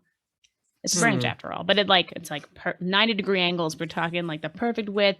Just a very nice branch. Is the magic any different around it? Because that should still be up for quite a while. The whole tree is like magic, but sure, like there's this branch is magical or like slightly different than the rest. You know what? I want to use perception on the branch. And I have the snappy fan of revelation. Let's see if I can do this right. There. Yeah. Let's see. So Amazing. I get an advantage on perception checks. Nice. So I will roll for perception. Wonderful. And if I do bad, I'll just use my passive perception. It's always a backup plan. Also, you know what? The crack of this opening results in a disadvantage to stealth checks. Yeah. So you know what? If there's anybody hiding nearby, I think it's a disadvantage on your stealth checks. well, maybe Anyways, it's fine. Just roll a perception. I'm sure it'll be okay. let's There's see. you're in the woods. 21. All right. All right. You actually, you realize this is not a tree branch at all. This is some sort of lever at the very base, like very well crafted, but it looks like it's some sort of joint mechanism that could be moved if you like just grab the branch and just push it down. So, everyone, here's the thing. Wilhelm has a comment. Sorry, or I think you've got your mute on. Or no, you're. Oh no, I he's thought. on. I know he's Okay. just No, distracting. I Never just mind. wasn't really quite. No, it was more just a case of Wilhelm just essentially just puts his hand on the branch and goes, Oh. Yeah. Well, Before we pull it, we have a decision to make. This could lead to somewhere dangerous, or it could be a trap. Okay, but we're here to help. Mhm. True. Wilhelm, do the thing. Yeah. I'll Wilhelm- cast Mage Armor first, then, just in Any case it is prep dangerous. you want to do? A horde of zombies. No, I'm kidding. You know what? Let me. You know what? I want to cast detect poison and disease, just on that the tree Interesting. and the branch itself, Right. Okay. because it's suspicious. It is suspicious. This is weird. Who puts levers into trees? That's not normal. You do detect poison in the woods behind you a little bit, and like the plants, like this is a spell that kind of tends to go off quite easily with that. However, there's definitely like something stronger coming from inside the tree. Not the lever, but like inside, like directly. You're getting vibes like inside this tree is poison. So there's just a heads up. There is poison inside the tree, like Okay. beneath it. I want to say, not like natural poison, but like a trap. Something's off about it. Yeah, all right, so you guys are gonna pull the lever. Yeah, I think so. I'm gonna back up a little bit. I'm gonna slowly back up just in Wonderful. case. Just in case. All right, You know, so give him some room. So you guys, Wilhelm is the going forward, pulling the lever. The rest of you kind of standing a little bit back, waiting because you're a little sketched out by this. This is not typical of trees that you would think they do this.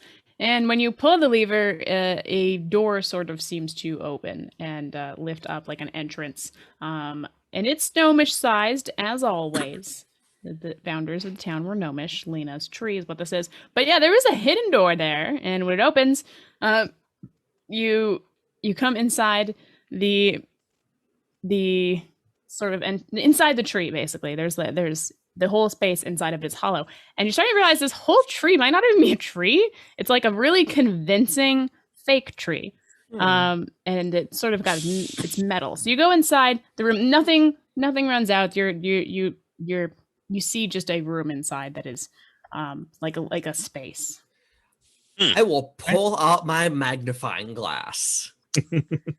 I have one of those too. That's actually my spell focus. I should have been saying this the whole time. When I detect magic, I'm looking through a magnifying glass. Amazing. I love it. I actually stop anyone going forwards, and first, I'm checking to see if there's any traps, tripwires. Sure, roll a perception check for me for traps and stuff. Oh dear. That Oh, dear. doesn't sound good. That's a 6. So you look in the room, you see like a lived-in space that is like inside. The entire tree is basically just hollowed out. It's just one giant room. It kind of looks like like people have lived there, and we'll get into the details after. But it really looks super safe. You're like, this is the safest room I've ever seen, and I have zero doubts that I can just walk right in. That is your impression. I put my hand in front of Doesn't Wilhelm. look trapped. I will also. I'll use my magnifying glass and also do a perception check and look for traps. Let's see it. Let's go. Let's see. 18 and plus 6. That's going to be 23. Nice. 24. All right, so after Wilhelm's like, yeah, no, it's totally clear, guys. Come on in. You're like, wait, I want to take a peek too. And you kind of peek your head into through the dorm doorway, and you look again. You see this kind of room, this big space, in near the entrance, just kind of off to the side on the ground. So it's mostly brick on the inside for whatever reason. Weird again, like this is nature. Why is there so much architecture? Why is it so man-made? But you see the flooring is brick. And there is just beside the door, some very worn out bricks that kind of look like it could like trigger something, but you're not sure what would happen if you were to trigger it. But yeah, there are some especially worn out bricks that are you should probably avoid stepping on. Okay. So, there's a couple bricks on the ground that we should not step on. I don't know what they do. But we should, you know what? Since I did detect that poison, maybe stepping on those would release poison. Who knows? But I think we should try avoiding them at our best cost. Yeah. So what you're saying is I shouldn't poke these bricks with my sword. I mean, if you want to potentially be poisoned, sure. Yeah, that's fine. I could go without that. I'll, Alright. yes, avoid the bricks. That sounds like a plan. Party agrees. We're gonna avoid the very worn out bricks, which is really kind of a silly trap if you think about it. Like everyone can see it. Well, I guess I have to be looking for it. That's fair. So you guys are gonna cozy on up in this little tree. I mean, it's a big tree, so it's not that cozy. It's pretty spacious. Why? This is just a big room. Small gentlemen go first. Yes, I'll handle that. That's fine. Yeah. Why would this be here? So inside the room, inside this whole hollow tree, is some sort of a room that has like a little tiny bed. It almost looks like a safe hiding place that someone would have used. There is also lots of some books, and it looks like recently someone has lived here. Would you like to investigate further? Absolutely. Roll me a dice. Let's see who finds what. You splitting up. It's like when you're in like one of those what are they, escape rooms? All four of you are like in a fan out. different part. You're on, and it's a big tree, so you're actually. This is the only place in town all three of you can stand up like straight. What? Your heads don't even come near the ceiling because it's just I tree. got a 15 on that. It had 22.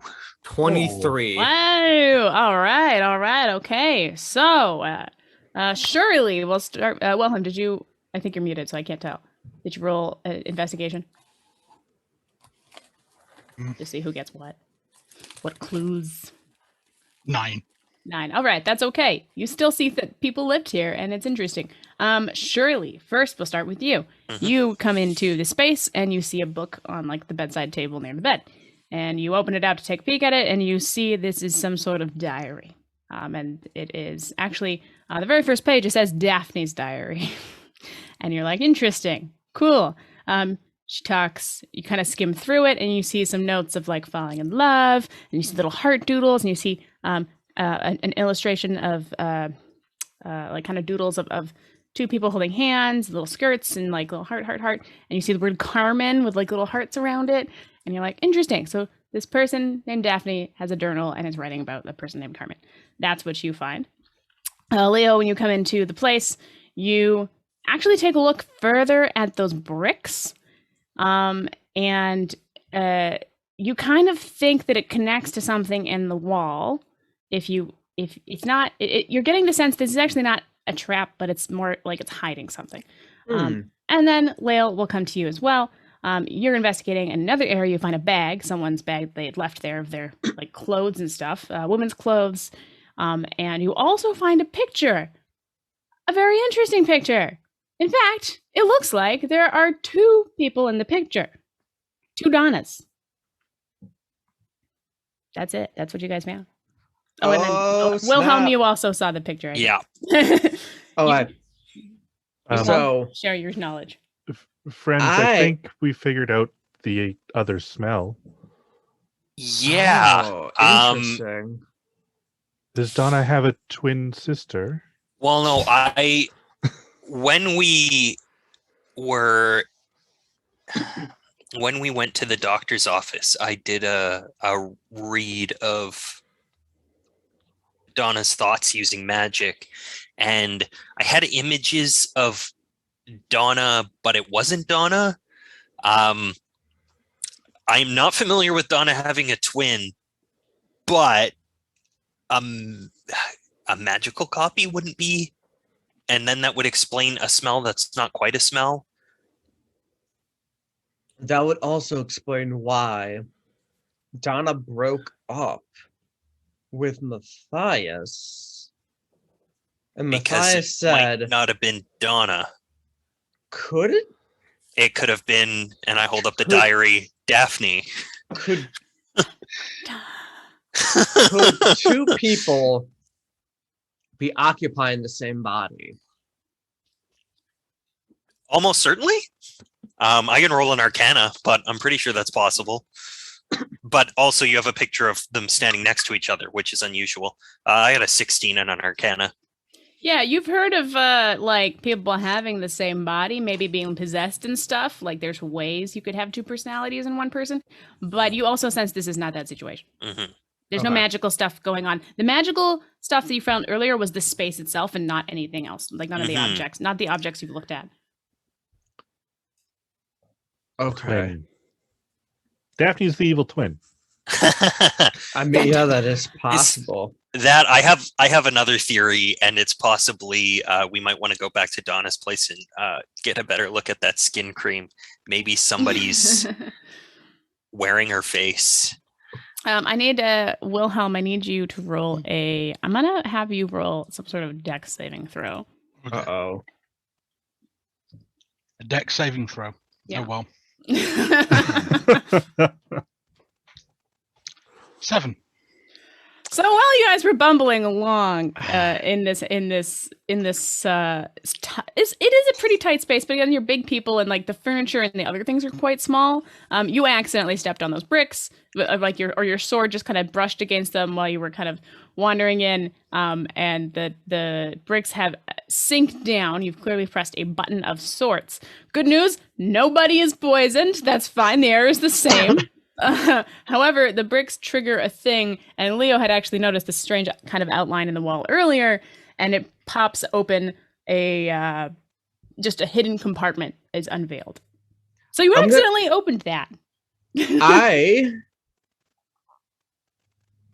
I'm gonna do detect poison on that compartment, just in case.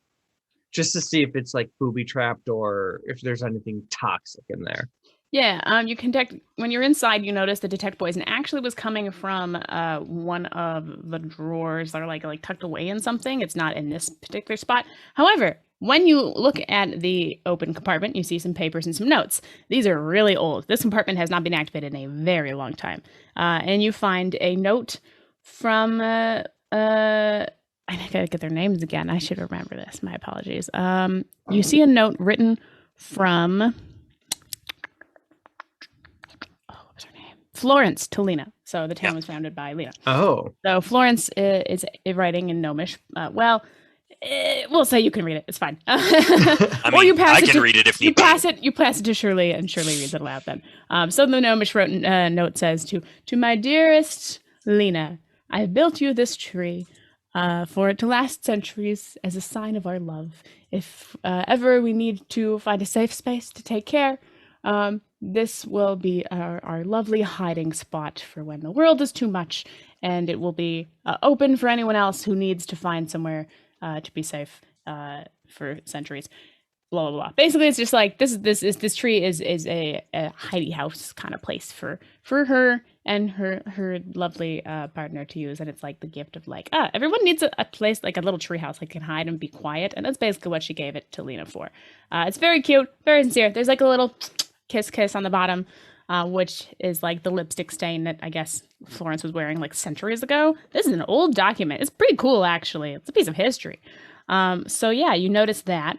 The poison you were sensing is not here though. This is just a note that's kind of like got some old trinkets that are obviously from Lena and Florence centuries ago. I will go over to that drawer that I'm feeling the poison from. We're like, so there's something in here's poisonous. Should I open the drawer? I don't know. How does the detect poison work? Do you see, is it concentrated within the drawer or is it filling the drawer? That is a good question. I'm going to check the spell. You sense the location of poisons within 30 feet of you. You also identify the kind of poison or disease. Okay, so we'll say the spell tells you there's like a small, it's not like a trap again. It's just like the poison is in here, like not the whole stand is poison. There's just a small piece of thing that is poisonous, and it is a type of poison that is not to be ingested. It is a plant known as the Widowmaker. Oh. And you can open the drawer to find it, but I mean, you've just all known all that just from standing outside of it, Yeah. I guess. I'll open the drawer just to see what else is in there. Sure. As you open the drawer and you find a little vial of poison. That's what that is. It is a clear kind of liquid. Doesn't really, you will say you recognize because you've used the poison spell. It kind of, the magic tells you that this is a poison that puts people it's not good for people. It can kill them when used in highly lethal doses, but it also doesn't have a smell or anything. So that's interesting and good to know. It's not great for people to ingest this or even have it on their skin or anything, really. It's bad. Does any... I turn to the group. Do any of you know more about Widowmaker? I can try and roll a knowledge. Sure.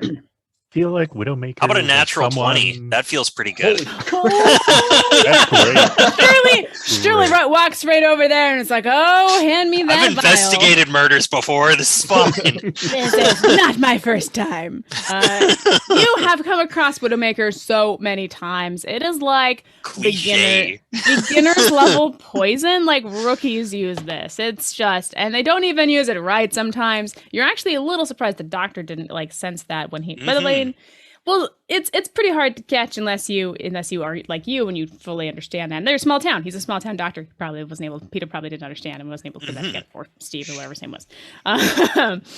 So you take the vial and you also know actually. So this poison has two effects. When it's on your skin, it causes a rash, which is very uncomfortable.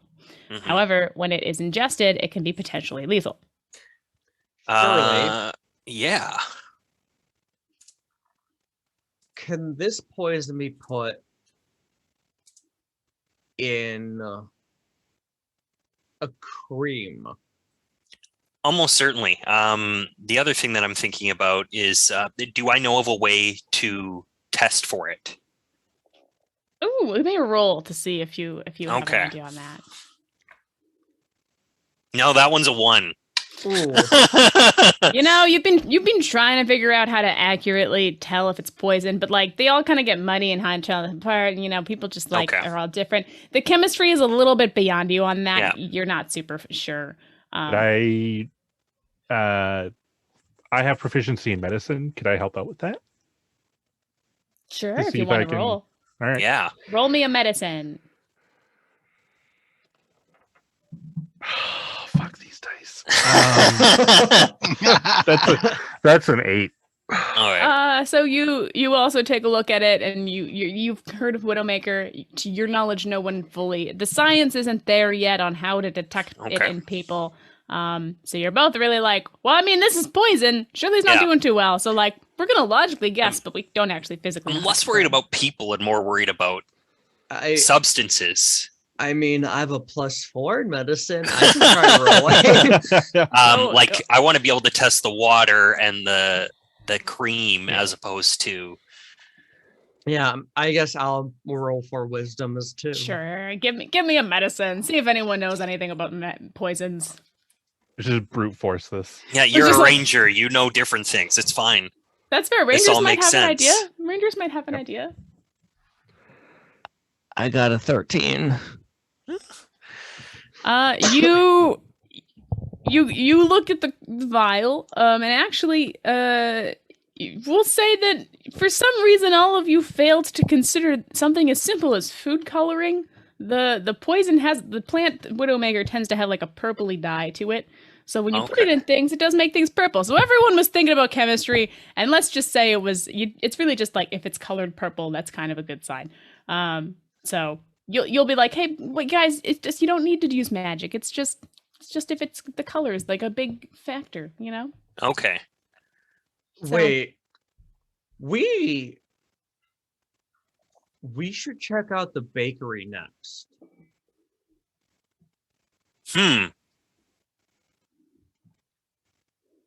Another thing we can do is just talk to the doctor and see if there's been any other cases like this, but I'm sure he would have mentioned it. That is fair. All right. Are you investigating Okay, anything else but I at the tree? definitely want to buy out all of the baked goods before. I'm thinking I'd like to talk to Carmen too. Yeah. All right. So you guys are wandering back in the town. The tree is a little bit outside of the town. And I'm going to make you guys roll a perception check as you were going through the woods back into the town because it was kind of a wander to get out here. A good half-hour walk, you know? 20, not natural. That's good though. 4. 11. So Shirley, even though you're at the back of the pack because you're constantly worried about getting smushed, you've got a feeling that there's something like following you right now, and it's kind of concerning. And when you turn around, you very clearly see there are plants like following you, and they are unhappy plants, and they are grumpy plants, and they're gonna attack you. So they didn't get a surprise roll.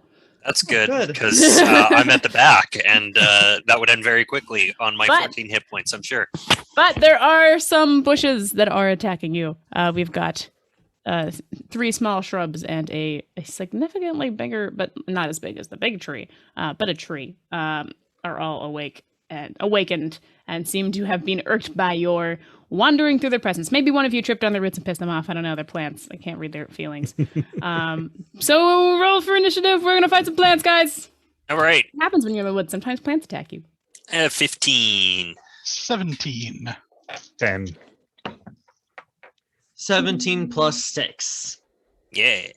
Or is it? Oh, man. Do you have is there a ranger ability that I'm going to increases? say initiative's plus 6. Yeah, I have initiative plus 6. That's great. Yeah. Lil, sorry, Lil, I'm missing yours. There might be a 10. ranger ability there. I should roll for my planty plants, shouldn't I? Oh, they didn't do so well, so that's not great. We'll start with that. I think they're gonna go last. Plants are slow. Let's be real. Oh, but the tree is fast. Uh-oh. So that's good.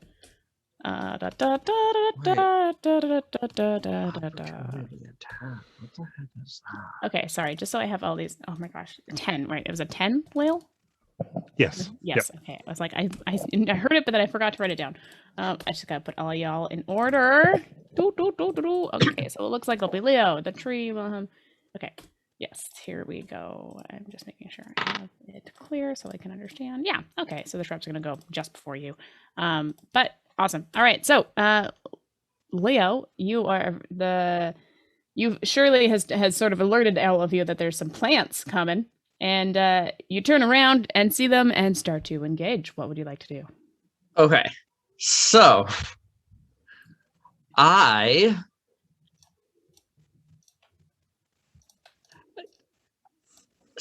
want to. So I have a longbow with some arrows. You sure do. I want to try to light one of my arrows on fire and shoot it at the tree. I like it. All right.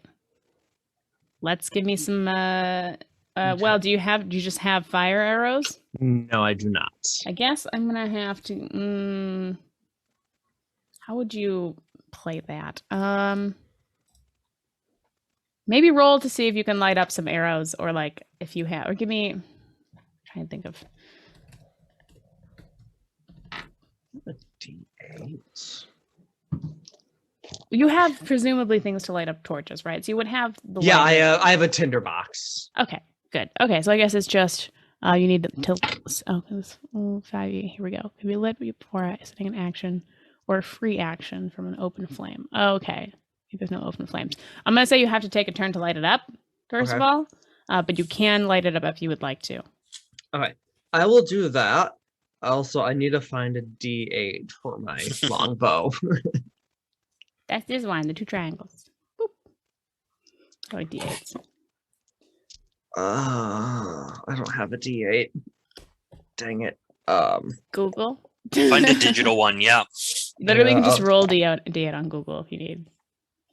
You can Do you have any bonus actions, or else I'm just going to give you the light up as the main action? Let me see actions in combat. Attack, cast spell, dash, disengage, dodge, grapple, help, hide, improvise, ready, search, shove, use an object.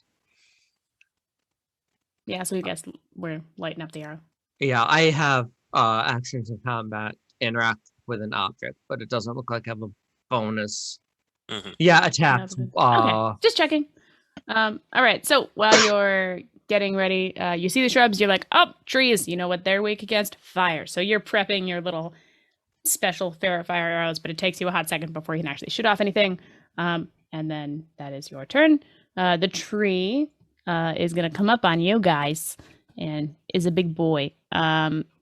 it is moving, so it's no longer deceptive and tricking you. But it's gonna go for. I'm just gonna roll randomly to pick. There's 4 of you.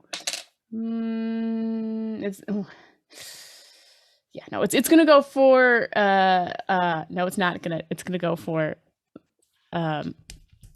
Wilhelm. Okay. And it is gonna hit you with a big old branch because it's a tree. It's gonna try and hit you. It rolled a 22. Oh my god. And it can reach 10 feet, so like it can easily pick whoever. That'll do it. I'm not super stoked, but this was not what I intended to happen fully. But it'll be okay. It'll be okay. It'll be fine. It rolls 3d6 plus 4. Be fine. You know what? You're It rolled poorly. It rolled 14 damage on you. The All tree knocks you really hard with a branch, and does 14 damage. I'm fine. You're still standing. You would got have knocked me unconscious. I'm glad I hit you. You're still alive? Good. Amazing. God damn, these trees just come into life sometimes. That is the tree's turn. It does not do anything else. It's just a Okay. tree. But if it's my go, Sorry, it is Wilhelm, you can retaliate. Bring it. okay. Bonus action, healing word, Nice. and I will get some of those hit points back. Casting it at 2nd level. That's a not great roll. 4 plus my charisma, I get 6 hit points back. Nice. Beautiful.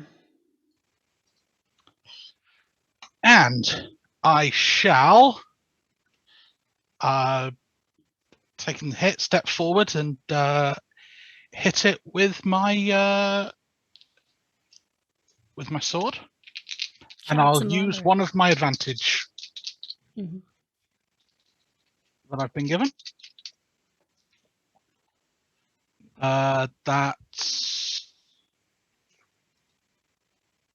22 to hit. Oh yeah, that hits the tree real good. You're definitely hitting the tree. How much damage are we taking? Okay. I'm going to use one of my inspiration dice and do a defensive flourish. Yeah. So the attack will do. Nice. 18. Woo!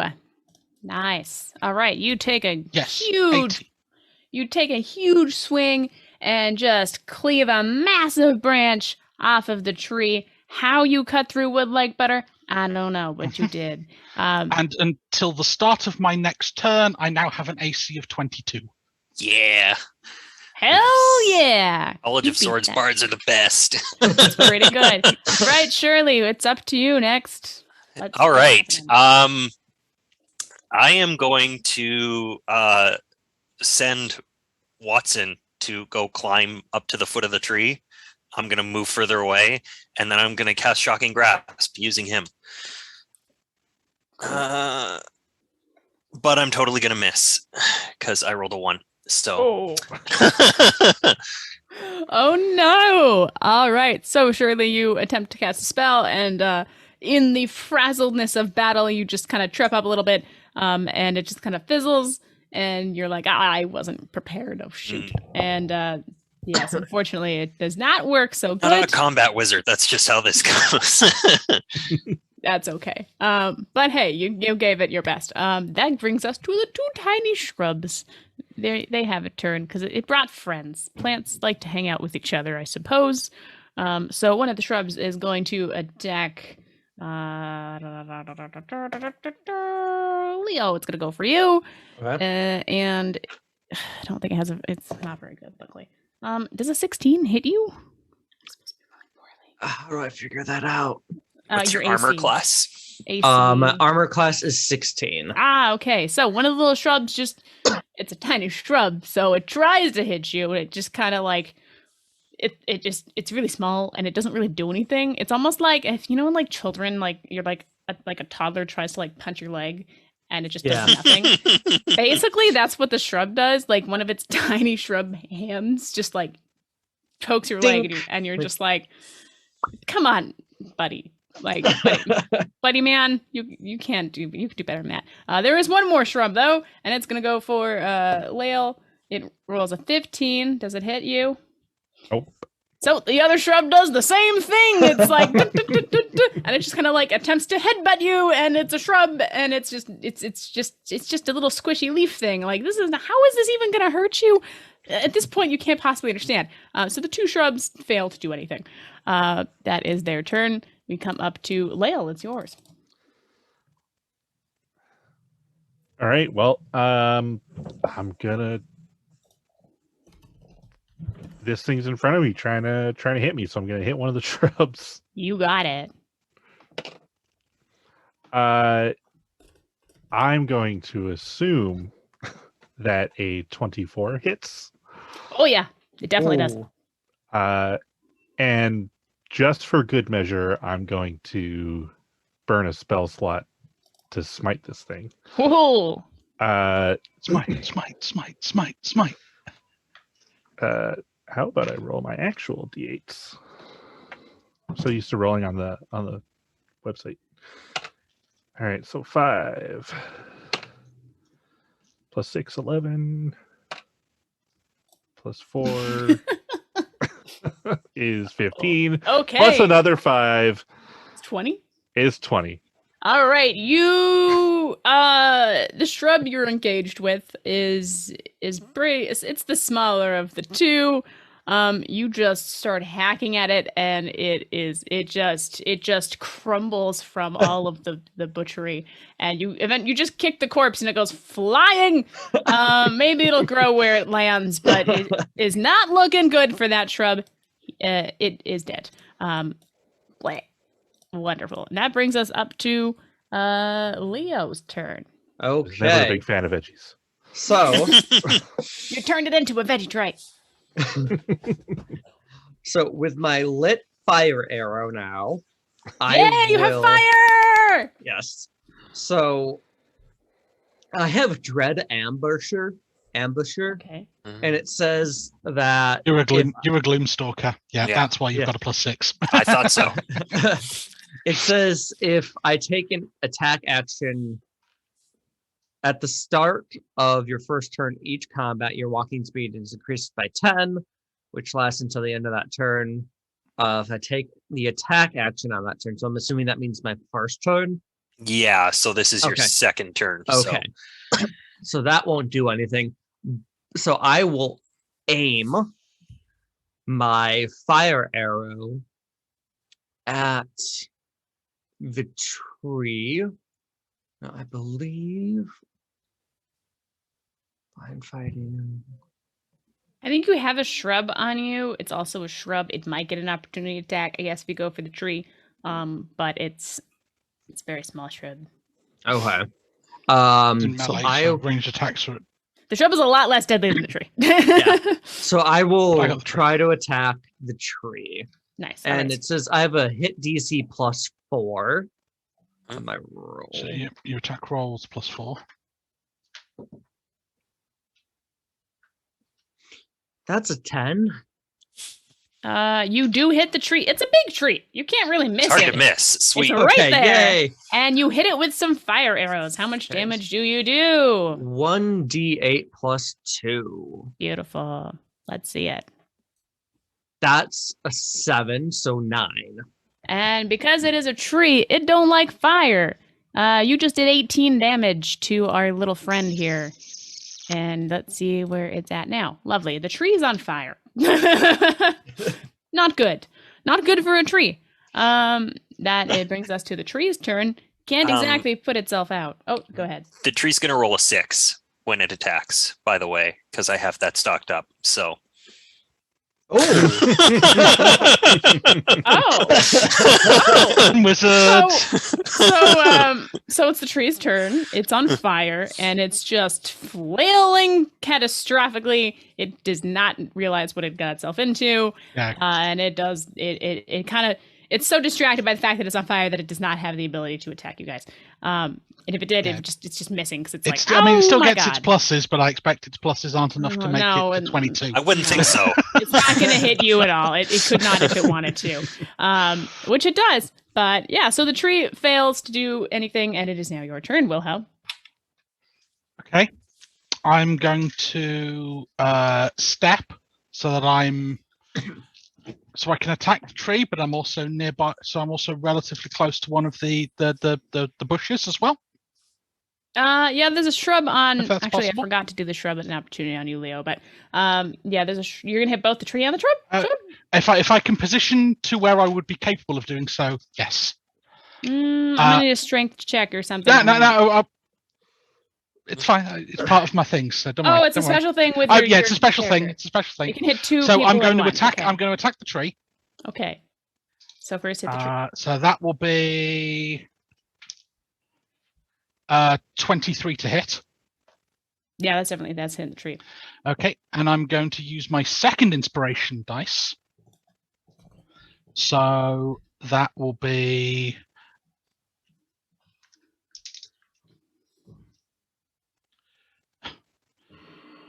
17 to the tree. No, that's not good for it. And as part of the flourish, the blade can sling round, and I do 6 to an additional creature within 5 feet of me. Nice. All right. The shrub is also not doing too good. All right. So you slice up that tree. And there is very little of the tree even standing. It looks like the kind of it's like, you know, those Christmas trees that are really sad, and it's just there's no branches left. But it's still standing, barely. You also, as you have the extra energy in the burst, you go for that shrub and chop it up a little bit, but it's also still kind of there, holding on just. And that brings us to Shirley. Well, we're going to try this again. We'll see if we can shock the tree. Okay, this time I got a 22 to hit. So, Oh, yeah, that's a good. Yeah. So Watson, standing on the tree, rubs his hands together and then runs away from the flaming tree. He does 5 damage. Oh my god. The tree is shocked. It's on fire, and more branches fall off. It is a single twig now. 1 hit point. A single twig, but it's wiggling. It's going. It's got a plan, and the plan is that it's trying to kill you, but it's not succeeding. It's on 1 hit point, isn't it? I mean, maybe. It's still standing. It has become a running joke in one of my home sessions, in that we leave every single enemy on 1 hit point before killing it. It happens every single time. That's really funny. Awesome. So the tree, the twig at this point, slightly on fire, is not doing too much. The shrub is also still standing. It's gonna attempt to go back at you, Leo, and it hits you for 13. I'm guessing it misses. Yeah. Yeah, so the shrub again, like a toddler, does nothing. It just kind of pokes you in the knee, and it's frustrating, but it does I not just do look anything. down at the shrub and like, really? We're trying this again? And Lael, it's your turn. All right. Leo can handle the shrub. I'm gonna finish off this tiny stick. You gonna step on it? It's an angry stick, though. It's a very angry stick. Oh, Uh-oh. actually, wait. That might hit. A 10? You know what? you go to step on it because you're just like, yeah, I'm just gonna kill this tree and just squish it, and it somehow very quickly dodges your footstep, and the twig just you kind of like you know when you're trying to like squish the thing and you're like and you just kind of do that for like 6 seconds and you're just like, oh my god, this stupid twig, why won't you die? And the trees turn, rather the twigs turn. it's gonna I go give for, up. Somebody else do this. It's gonna go for you, Peter. Wilhelm, because you're still engaged technically. It rolled very poorly, so it just kind of jumps at you and wiggles and goes like and it does not do anything. Wilhelm, it is your turn. Okay. Yeah, please go ahead. That's 17 to hit. Yeah, you hit it for sure. How do again? That's a 7. So 7 plus 6 is 13. Yeah, it's super dead. The tree, you just chop that little twig into pieces, and it's some good lumber, perhaps, but it is no longer sentient or doing anything. Ugh, pesky trees sometimes just trying to pick a fight, you know? I think we still have a shrub, if I'm not mistaken, one left. So surely it is your turn, and there's one shrub very pathetically trying to hurt Leo. I guess I will go and shock and grasp it because something tells me it has better constitution. So I don't want to use frostbite. 16. To hit it? Yeah, that's 100%. It's a whole 2 damage. Oh my goodness. The shrub takes severe injury from that, but it is also a tiny branch that's still fighting on. The endurance of these plants is astounding. The shrub is going to come at you, Leo, with a 16. I'm a 16. It does not even give you a paper cut, but it tries. It really tries. It's your turn, Lale. Sorry, Lale and then Leo. Okay. Oh, okay. Yeah. You stupid twigs. All right. That's a natural 14 for 21. Yeah, that's a good. All right. Just gonna like stomp it into the ground at this point. Yeah, you could roll any dice and it would work. This time you successfully squish it or whatever you want to do, and it is dead. You killed some trees and some plants, Yay! Which were shockingly resilient, might I add. I did not expect that to take quite that long, hilariously. Anyways, plants, what can you do? You successfully fought off some of the wilderness, and you're able to return into the town after that lovely encounter. I just turned to everyone like, what just happened? Sentient trees? I don't know. You're the ranger.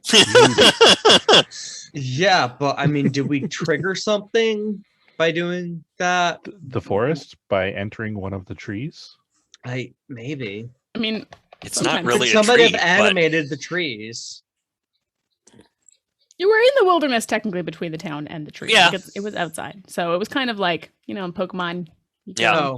Just some wild plants. Just some wild plants. It happens sometimes, as it do. I definitely did have Bellsprout in my head as we were fighting. At the end there, basically, yeah. Yeah. That was pretty much what was going on. They were both at 1 hit point. I was like, oh my god, these things I won't die. was hoping just to use Undaunting Roar, just to scare them away. Scare the plants. That'd be really funny. Right, so you guys discovered a whole lot going on at the tree. Yeah. And you are going to return into town, I suppose. Where are we going? What are we doing? What's the plan? So... You have a new theory, but we'll have to see if that pans out. Yeah. We could go to the blacksmith. We could go back to the doctor. We could go to Janine Smallfoot. Mm-hmm. Yeah, we should see if Janine knew the tree was fake. Yeah. That, and we need to figure out who Daphne is. Well, and how how the blacksmith. Yeah. How and if so maybe we're on a split up situation again. Somebody wants to go talk to Janine and somebody wants to go talk to Carmen. I would like to go speak with Carmen. I will also speak to Carmen. I will go talk to Janine. And Wilhelm and Shirley and Lil. Perfect. Split me up. Okay, so the split? Same split up. It works. Yep. I mean, this is a mystery game, so splitting the party is totally fine. Yes. I love these types of adventures personally. All right, so we'll start with I guess we'll go to Carmen. No, we'll go to Janine first. Janine Smallfoot. Sorry, which party was going there? Leo. Us. Okay, got it. Just writing that down. Sorry. I'm listening, but sometimes there's so many names. It gets confusing. Okay, so you and Wilhelm attend to Janine's house. So you ask the mayor where she lives, and he kind of points in the direction. Oh, Janine, she's over in that nice little house, like over there. Go check it out. And you knock on the door, and another lovely, very, very old gnome lady comes to answer the door. She's very happy and smiling and very, very old. And she says, "Oh, hello, welcome to the town. How are you today?" We're great. How are you? "Oh, I'm so good. Would you like to come in for some biscuits and some tea?" Certainly. "Oh, come on. How? I never get to have any guests very often. Everyone's just like, she's old. Pfft, I have lots of spunk in me, though. Let me tell you. Come on in. Let's here's some biscuits and some cookies. These are my favorite croissants from the bakery. Oh my God, have you had the bread pudding at the tavern?" She just puts out like a platter of snacks because she doesn't get a lot of company. I'm gonna look at those snacks and tea just to see if any are a natural purple color. Nothing is purple today. These are very tasty looking snacks. Okay then. Yeah. So, Janine, I hear that you are a descendant of the town founders. Oh, no big deal. But my great grandparents are Janine and, oh my God, I'm Janine. I'm Janine.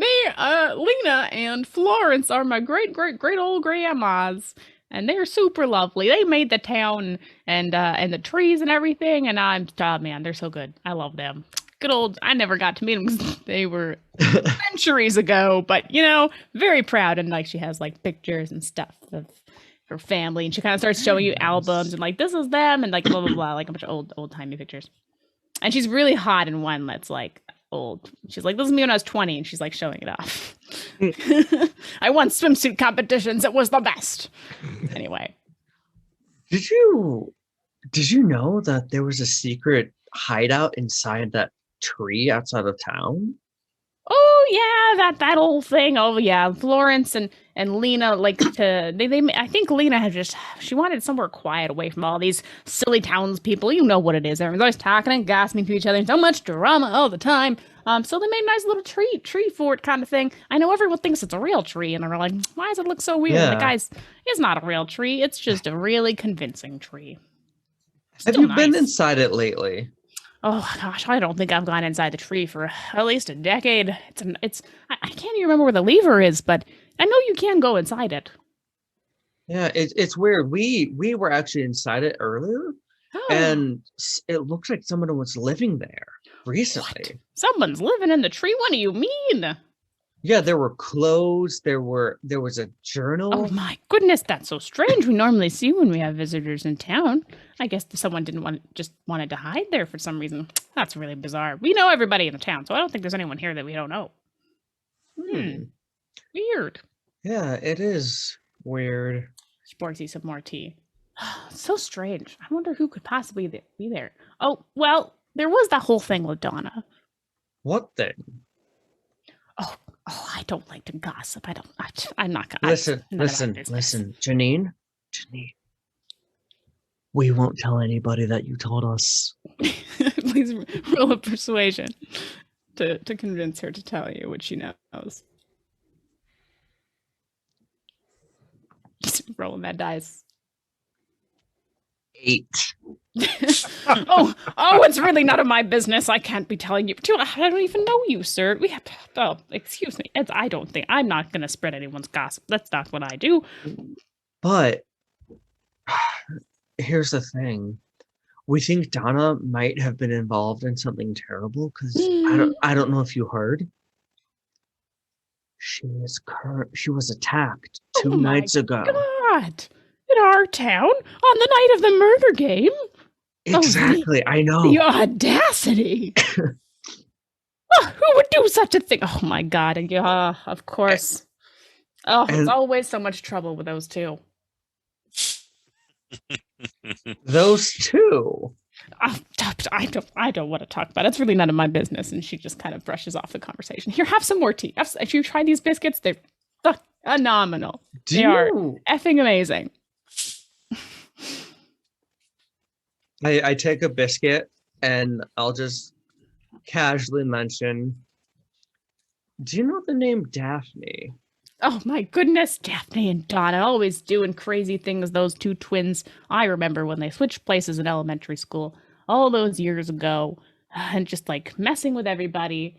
Donna's a kind-hearted soul. She's so sweet, but Daphne, she is so spoiled, I swear. She and her parents they're just the worst. They moved out of the town long ago. Now it's only Donna that lives here. Do you know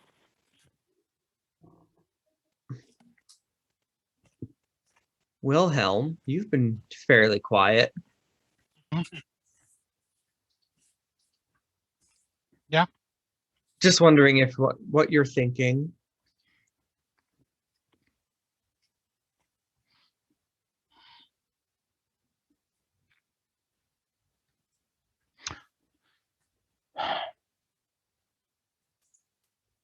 It's been really tricky seems- navigating those two. You know, so much drama. Twins. Right? They had a falling out. Really? Oh yeah. Yeah, when It's terrible. That's Daphne terrible. and her parents left the town. I'm sure you understand how it could be. Poor families were just too obsessed with money, and they don't want anything to do with your own raising the kids properly. All the drama that goes with it. Yes, it's very unfortunate. Anyways, I don't want to gossip about it. Just I know that I haven't seen Daphne in a very long time. And she's just a ruckus, and you do not want to involve yourself with her. All right, that's it for tea time. Well, thank you so much. You're welcome back anytime, darling. I'll be here by myself. Although right now I need to be by myself. Please go. Okay. Okay. I've got yoga with the ladies, and I need to stretch these hips. Let me tell you. You don't, when you're 292, you got to do a lot of stretching to maintain a body this good. And she's just, again, I used to win swimsuit competitions, and she like shows off her old timey pictures. And you're like, okay, crazy old lady. Weirdo. So yeah, that was your encounter with Janine, the old lady in town, who is related to the founders, who knows some drama, but she sure doesn't want to share it. Didn't spill the tea. I know! But anyway, now we're gonna jump over to the Carmen's household. While that was just happening, you guys, Shirley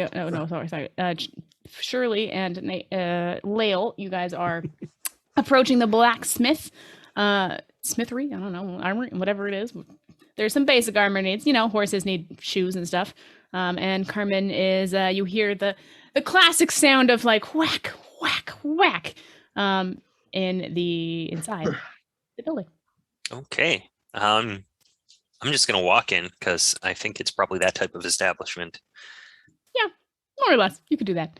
Ding, ding, ding. The little bell at the top goes in to signify there are people inside. You see a super buff gnome. She is so muscular, and she's like going at that horseshoe. It's just a horseshoe, but she's making it real nice. And she lifts her head up to you guys. She's wearing one of those big old protective masks, I guess, because there's sparks of flying. And she puts her stuff aside for a second when she hears the bell ring and sees you come in, and she lifts her mask and she's like, "Oh, hi, welcome to my Smith place, I guess, where I do Smith things." Didn't write dialogue for that. Can I do anything for you? Yes, actually, I'm looking into an incident that occurred with my friend Donna, and yeah, She's currently unconscious and not waking up. Oh my goodness! Why didn't anyone tell me? Is she okay? She seems to be all right. She hasn't woken yet. When did this happen? She was found last night. After the Harvest Festival. Now I'm to understand that you and her have become an item recently. I mean, well, if you're not trying to plaster it all over town, she broke up with her ex-lover like a month ago, and we've been sort of seeing each other, I guess. It's. I mean, is this really relevant to anything? It may be. We found something interesting. Were you aware of the fact that the big tree is not a tree? What do you mean the big tree is not a tree? Yeah, it's Like a manufactured. hovel? It's manufactured. You can actually go inside. It's made of brick and metal. Oh my god, I've never done that. Weird. Interesting. That's quite the feat. Yeah, and it seems someone was living inside of it. Someone named Daphne, who looks strikingly like Donna. Daphne? Donna? Yeah. Donna has a sister? And I'm gonna going to show like her the picture. open the diary and be like, show her the I Heart What? Carmen Daphne stuff. My word. Yes. So we wanted to come and see if you were aware that who you were seeing was maybe not Donna, or if you had some indication of that. I don't understand what's going on. I thought that I don't get it. What? I don't. And she's very, very confused, and she doesn't understand. And she's like, "Wait, is Donna? Who's Daphne? There's two of them. I don't understand this at all. I'm so confused." And she's absolutely bewildered because on one hand, she's the person she loves is perhaps not the person she loves, and on the other hand, so the person she might love and might also be unconscious. She's trying to sort this out, and it does not make any sense. Actually, that's actually a good thing. Let's ask her. Was Donna that you knew, did they have a rash on their wrist while you were seeing them? Were they having any issues with that? No, I don't think I ever remember her having a rash of any sort last month. I mean, we've been fairly intimate. Not that I Okay. need to tell you about that. No, understood. Okay, so then it is possible that the person unconscious is in fact Donna, and Daphne is elsewhere because they have a rash that's recovering on their wrist, and the doctor had been treating Donna for a rash for some time. So Daphne, the person you were presumably seeing, may very well be safe in somewhere. Maybe. Oh, now I'm so conflicted. She needs some time to process this. She's like, Understood. I'm going to have to just see you guys out for a minute here. I need to go through some things and just figure stuff out. And so she kind of shoves you aside. It's like, thank you for coming to me, but I don't know if I can help much in the matter. I'm as equally lost as you are. You can roll an insight to see if she's bluffing any of this. Yeah, I don't think so. This seems pretty natural, but I'll roll it anyways. 15. Yeah, I think so. I'm a good actor. It's okay. Yeah. That's a 13, so. Sorry, what was yours? I got a 15. All right. So the two of you are both like, yeah, no, this all checks out 100%. Her reaction seems genuine. And in fact, no one in the town that you've so far encountered really, except for, I guess, Janine, has heard of this twin situation. So you're like, awkward. So that's mysterious. Okay, so we went to Janine's and we learned about the tree history. We went to Garmin. We learned about their relationship being, and also her own knowledge of not knowing that there are twins. Where would you like to? Would you like to convene in like the tavern or something? Yeah, we should meet back at the tavern. That would have been the plan for sure. Cool. All right. Fast forward a little bit. You guys all get your information. You disclose the similar information, I guess, that you know to each other, but you're in the tavern. It's lunchtime. Louisa, the server, comes up and it's like, "How's everybody doing? Ready for some soup? You look a little bit worse for wear today." She reaches over to you, Shirley. She like pulls a twig out of your hair. She's like, "I'm so sorry. I think you've got." Yeah, we had a little trouble on a hike. So, what did I want to say? We need to exchange our information here for sure. So I will say that Carmen was unaware that they were seeing Daphne. So I'm gonna present a theory to y'all. Okay. So Janine had mentioned that Donna's parents and Daphne moved years ago because they were obsessed with money. At some point, Daphne came back to town, was living in that tree, which she knew about, and was either jealous of Donna's life or hated Donna for some reason. She wanted to take over her life. She got the Widowmaker. She probably was attempting to poison her. Now, do we know for sure that Donna was the one with the rash on her arm, or was it Daphne? Because if Daphne was poisoning Donna, maybe she got the Widowmaker on her arm. She somehow got Donna out of the way, poisoning her, whatever. She was dating Carmen. She broke up with Donna's boyfriend. We need to find Daphne. I do have one other possible theory. I'm gonna be like, hey, Janine, the waitress. Louisa, but yes. Louisa, sorry. Janine was the ancestor. Yes. Louisa, did you know the tree was fake? The tree is the fake? big tree, yeah. What are you talking about? That makes no sense. Are you guys okay? Should I get you guys to see the doctor? Have you been hit in the head? I'm just a little worried. I kind of want to talk to the mayor. The mayor walks into the pub because it's lunchtime beautiful. and it's busy. Yes. Oh, hey everybody, how's it going? Excellent. I'll get some of that squash soup over there. It's full and love me some pumpkin spice everything. Delicious. Hurley, before you He's a basic gnome. I love it. Yeah. Basic. Mayor. I turn to the mayor. Mr. Fizzlebits? Fizzlebutts. Fizzlebiddle. Forget, but yeah. So a lot of people have been mentioning how good the baked goods are here at the town. Are any of them purple? I mean, I don't think there's some good blueberry muffins that might be purple, but they're like a bluey, they're just the blueberries themselves. I really don't think anything is purple. That's kind of an unnatural color in a pastry, don't you think? Yeah, that's true. Okay. It's kind of weird. Yeah, I don't think there's anything purple that's odd. You should join us for lunch.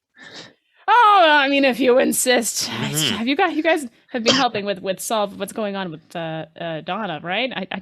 I've been asking around people as well. I haven't really caught anything except I was talking to the farmer and he heard some weird screeching in his yard in the last month. Some sounds of something. In his I whisper to them. We should go to the farmer for sure. next. Mr. Fizzlebit, how many people in town are aware that the tree isn't real? He gets very serious. He's got to know. He's just he stops moving and he's like, his soup is like midair. The spoon is in the air and he's like about to sip it. Now he's not. And he looks at you guys. He's like, listen, we don't need to talk about this. And he hushes very quietly. The tree is fake. I know that. Janine knows that. But it's our tourist attraction. You have to understand, we can't just tell people it's a fake tree. It wouldn't be nearly as impressive. You've seen how big that sucker is. No. You can't. Please don't tell anyone about this. They would be horribly embarrassed. Our town would have nothing. Okay. You mean the rest of the town isn't charming enough to bring people in? Is that what you're saying? Now, the tree is the biggest tourist attraction. Do you know how many weddings we have in the summer? We make a pretty penny. Listen, I'm also the officiant, and I can't lose that income. Okay, but yeah, that's kind of what I was thinking. How much do you have to lose from people finding out that the tree is fake? Start renting out the tree as a honeymoon suite. That's also cool. That is an interesting idea. But I'm more. Did Donna or Daphne, and I want to see if anything flicks in his eyes. Were either of them aware that the tree was not real? Sorry, who's Daphne? Okay. So that tells I'm me rolling something. an insight on that one. Yeah. Go ahead. Please do. This is not great. 9. You How seem about a genuine. 20? Surely he's 100% honest. Like he's actually like, who's Daphne? Like he doesn't understand. He's never heard of her. I know everybody in town. I don't know anybody named Daphne. What about how? Did you know Donna's parents before they moved? Oh, I haven't been there that long. I'm actually newly into the town. Okay. Ooh, okay. So I can't say anything about that. Interesting. Well, I gotta get some more mare stuff. I'm gonna take this soup to go. I got a lot of work to do in the office. Take a bread pudding too. I'll pay for that. You gotta keep yourself safe. Oh, you're too kind. Oh, thanks, bud. And he just slaps you, or he just gives like a pat on the back and is like, "Thank you." Anyways, he takes the bread pudding and the soup, and he's like, "See ya. I got some stuff, but please keep on that. We really need to figure out what happened. Hopefully, she comes conscious soon. That would be nice, wouldn't it?" Mm-hmm. Suddenly, a clamor happens outside. Rush to the door Clamor. to witness the clamor. A clamor. What a vague description. As you're outside, you see Donna, but she's like in like a lot of clothes, and she doesn't. Her hair's a bit different than it was when you saw her earlier, this morning. So you're actually surprised to see Donna standing at all. Mm-hmm. And she's dropped a whole bunch of things, and she's got like backpacks of stuff and some things, and like she's kind of frazzled looking. Yeah. I'm just gonna walk up and start helping her pick up her stuff. Yeah. Yeah. I'm so gonna sorry. walk up Thank and you. say, Donna. Hi. Yeah. Sorry. I've just had a rough week, and I really need to get out of town. I look over her like, how are you feeling? We heard you were unconscious a few hours ago. Yeah. I have been feeling very ill, and I'm just trying to. I need to go get out of here. My family needs me back in the city, so I really need to get going. I'm gonna use. Thank you. I'll take all my things. And she just Passive. I'm gonna use passive and insight on that just to see if she's lying. Oh, she's lying. I'm gonna make you roll for it. 100%. You know so much at this point that you're like, Yeah. this is just obvious. Okay. So Donna, we'll walk you out of the. Yeah, hold we'll walk you Well, out. No, Donna, you remember that time in school when we were studying and you accidentally turned that cat purple? Donna looks at you, and she kind of squints her eyes and looks maintains eye contact uncomfortably long, and then she says, "I don't know what you're talking about. I think perhaps you were confused." So what's my name, Donna? That's funny. And she tries to sprint away with her things very quickly because she's not into this conversation at all. I have to be going now. Somebody with long arms. Wait, wait, I might have something. Snatches her last thing from one of your hands and You know goes what? to like leave. I'm gonna pull. I'm gonna attempt something. Oh. I'm gonna pull out my longbow. Please do not shoot her. That's I'm 2 gonna- murders. No, okay. I'm gonna attempt Okay. to shoot. How big is her bag? It is actually, you recognize it after actually looking at that more specifically because it's kind of behind her on her back, but you see the bag is the same bag that was in the tree from before. Like, so it's Just a backpack. It's like a these- traveling bag, yeah. Has I'm enough ge- clothes for a week. You know what? I'm gonna shoot an arrow past her, like to land in front of her, like a threat. Actually, God. you know what? No, I'm gonna use Undaunting Roar and just roar at her to get her to get her to stop. Okay, please do. Daunting Roar.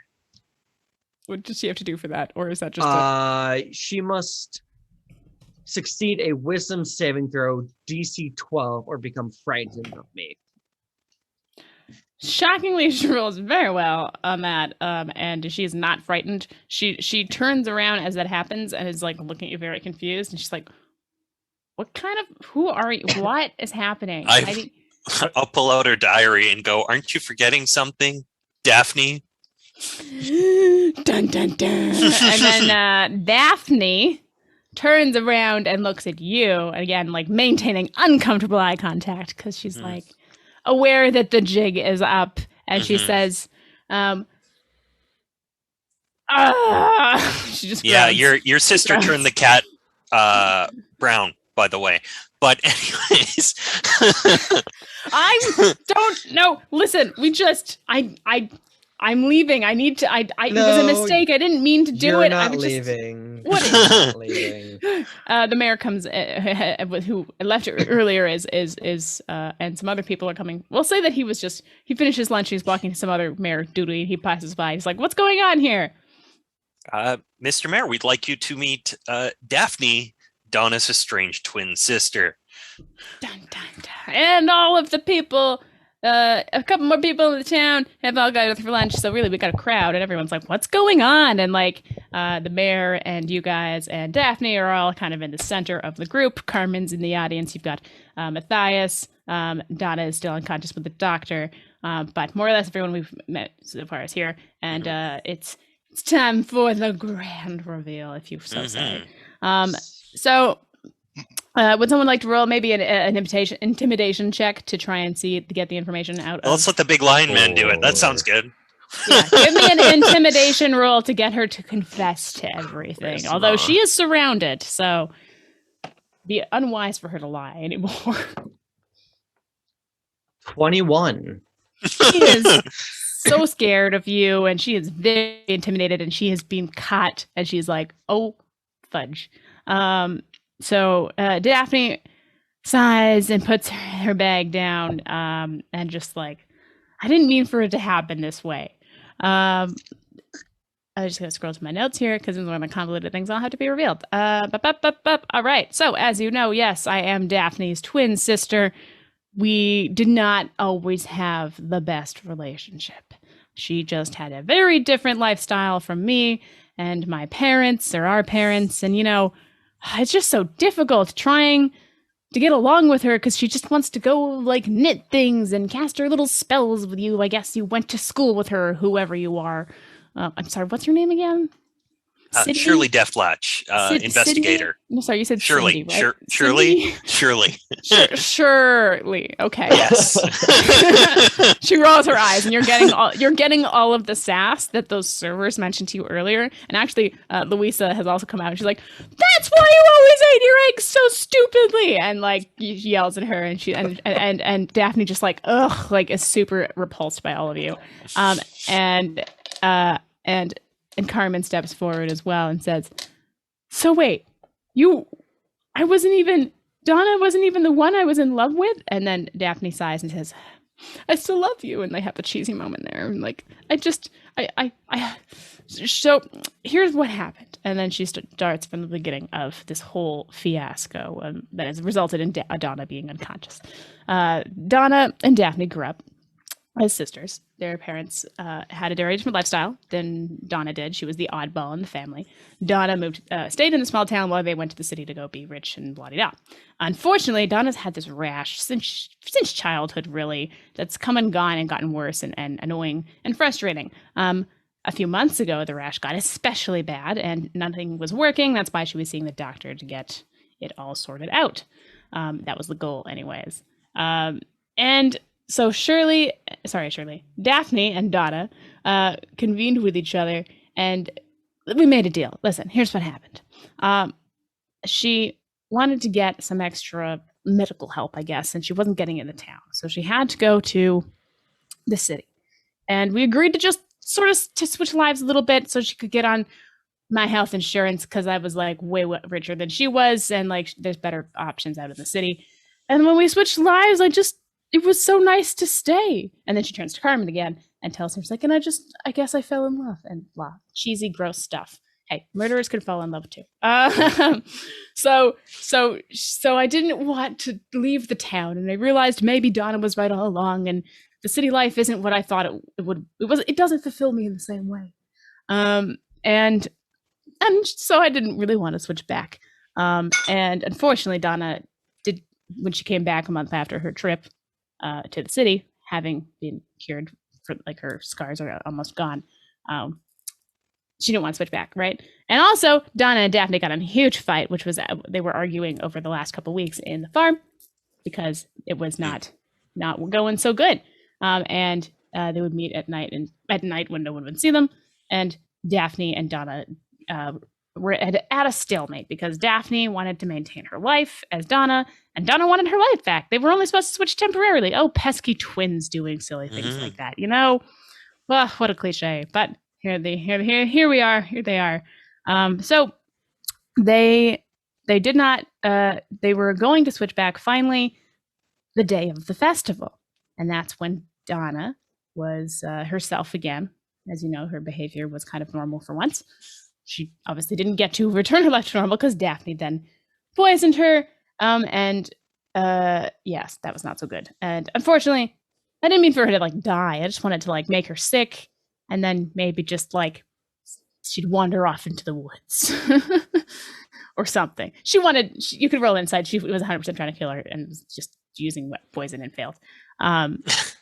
That's life. So yeah, that's basically more or less what she admits to. If there's any details you'd like to ask specifically of that, Donna is still unconscious. You may want to go check on her, but now you know what happened, and who did what and why we're here. So, Daphne, did you happen to animate a bunch of plants earlier today, just to attack us? I don't know what you mean. I don't have any magical spells. I'm just a noble. I'm a big deal. So like, I'm a big. Why would I stick plants on someone when I could just poison them? This is silly. All right. Well, you just live in the woods and there's dangerous plants sometimes. You should really watch where you're going. Maybe if you don't trip on their true roots, it'd be nice for you. I believe Lael, our paladin, can probably purge the poison. Yeah, she's still the doctor. Now that we know what it is, and Lay on Hands, I think, does that for 5 points. I will look. All right. Yep. So the mayor, the mayor, and everyone having seen what has gone down in the town square and piecing everything together, he they don't really have cops. It's a very small town. So he kind of gets you guys to help him tie her wrists and just we're gonna have to stick her somewhere. I don't know, just lock her up for a little bit. You could lock her in the tree. Stay in. I say to the mayor quietly. That's our new prison. And wonderful. We've added a prison to the town. No. So yeah, she is under arrest, and they're gonna charge her. Think about if I hadn't been so stingy with my lay on hands at the start of this. Yeah, she could have been awake for 5 hit points. She might have been. Well, no, conscious. I think you have to decide to purge the poison. It's not just automatically. Okay. Well, it's either 5 hit points heal or purge a poison. Well, anyways, why don't we fast forward at the doctor's office? You pop in with Steve. The baker's also there. And he that's his husband. So Steve and other Steve. That's his name. Yes. They're both named Steve. You know how gay couples just sometimes are exactly like each other? It's that, but also with the same names. It's a little awkward. You're kind of I like it. Yep, okay, good. Steve 1, Steve 2. But Steve the doctor. Oh, Steve... the baker, the doctor, and the candlestick maker. It's fine. Oh my God. They see him on the weekends. Steve and the doctor and Steve the baker are in the place. You have helped the mayor put Daphne away. She's resisting, and Carmen's also very devastated.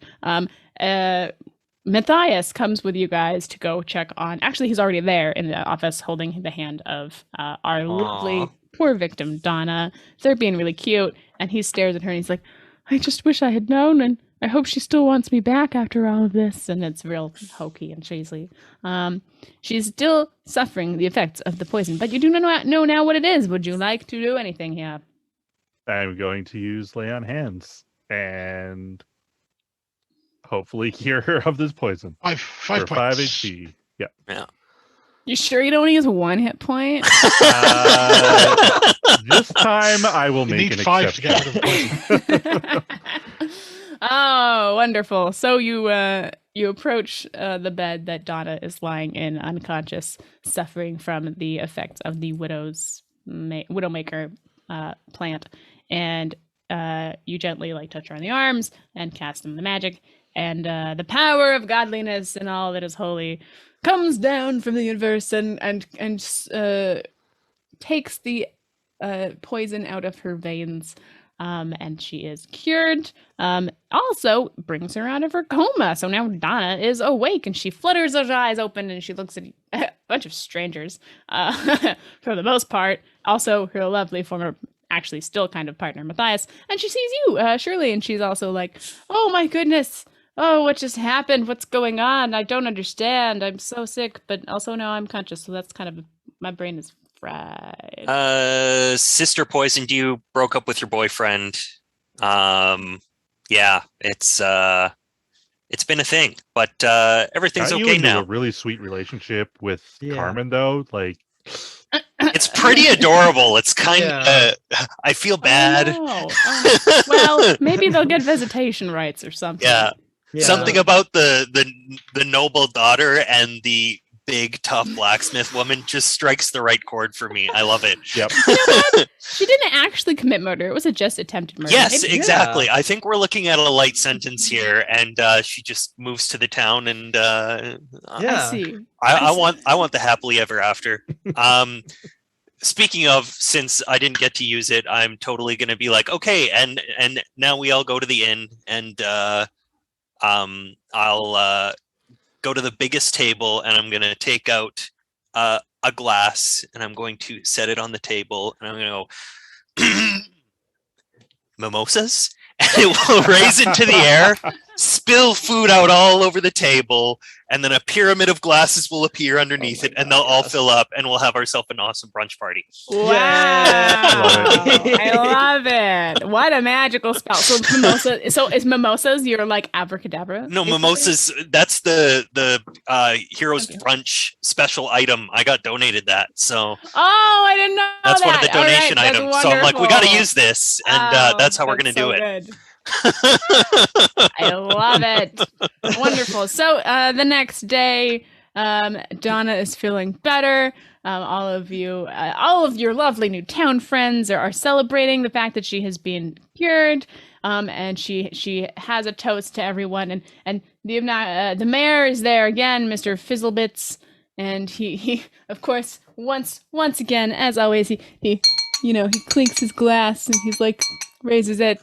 He's like, well, it's been quite the last few days, but I just wanted to say thank you to everyone. Also, he's wearing a lovely bow tie. This one features daffodils and cats. You have to look really closely to see the cats. They kind of look like daffodils. Like it's kind of a weird pattern. Like there's daffodils and there's cats, and it's alternating and Yay, cats. very tricky to tell. It's very detailed bow tie. So he says, "Thank you to our new dear adventurers for coming into the town and saving our dearest friend Donna, and to many more." To fewer murders, I suppose, except for the murder game, because that's like our tradition, and we're not going to let that go anytime soon. But to many more good years of good health, and hopefully no more drama in this small town. Cheers, you guys, and here's a bunch of gold, I guess, or whatever. I don't know. Yeah. It's a one while shot. everyone is distracted by his toast, Lael is going around with an armful of the baked goods that she managed to snag at 6 o'clock in the morning and handing them out to the kids' tables. Nice. I totally thought the mayor was guilty, so I'm glad. I thought the mayor, like Donna found out that the tree was fake, and the mayor poisoned her to try and keep the tourism industry alive. That was my first working theory. Callister, the real estate agent, they come back in all of this as well, and they're like, "Hey guys, you want to buy some property here, right?" Yes, I do. I would like to buy the land around the tree. Yeah, the mayor's not giving you that. I'm sorry, he's kind of been using it for weddings for a while. I think that's public shared land. But hey, I got this nice field. There might be some plants in it that you need to get rid of. I've got a ranger with me. They're of the I'm angry sure we can variety, change them. but it's okay. just don't wake sleeping plants and you'll be okay. All right. And Let everybody sleeping plants lived fly. happily ever after. Yay! That's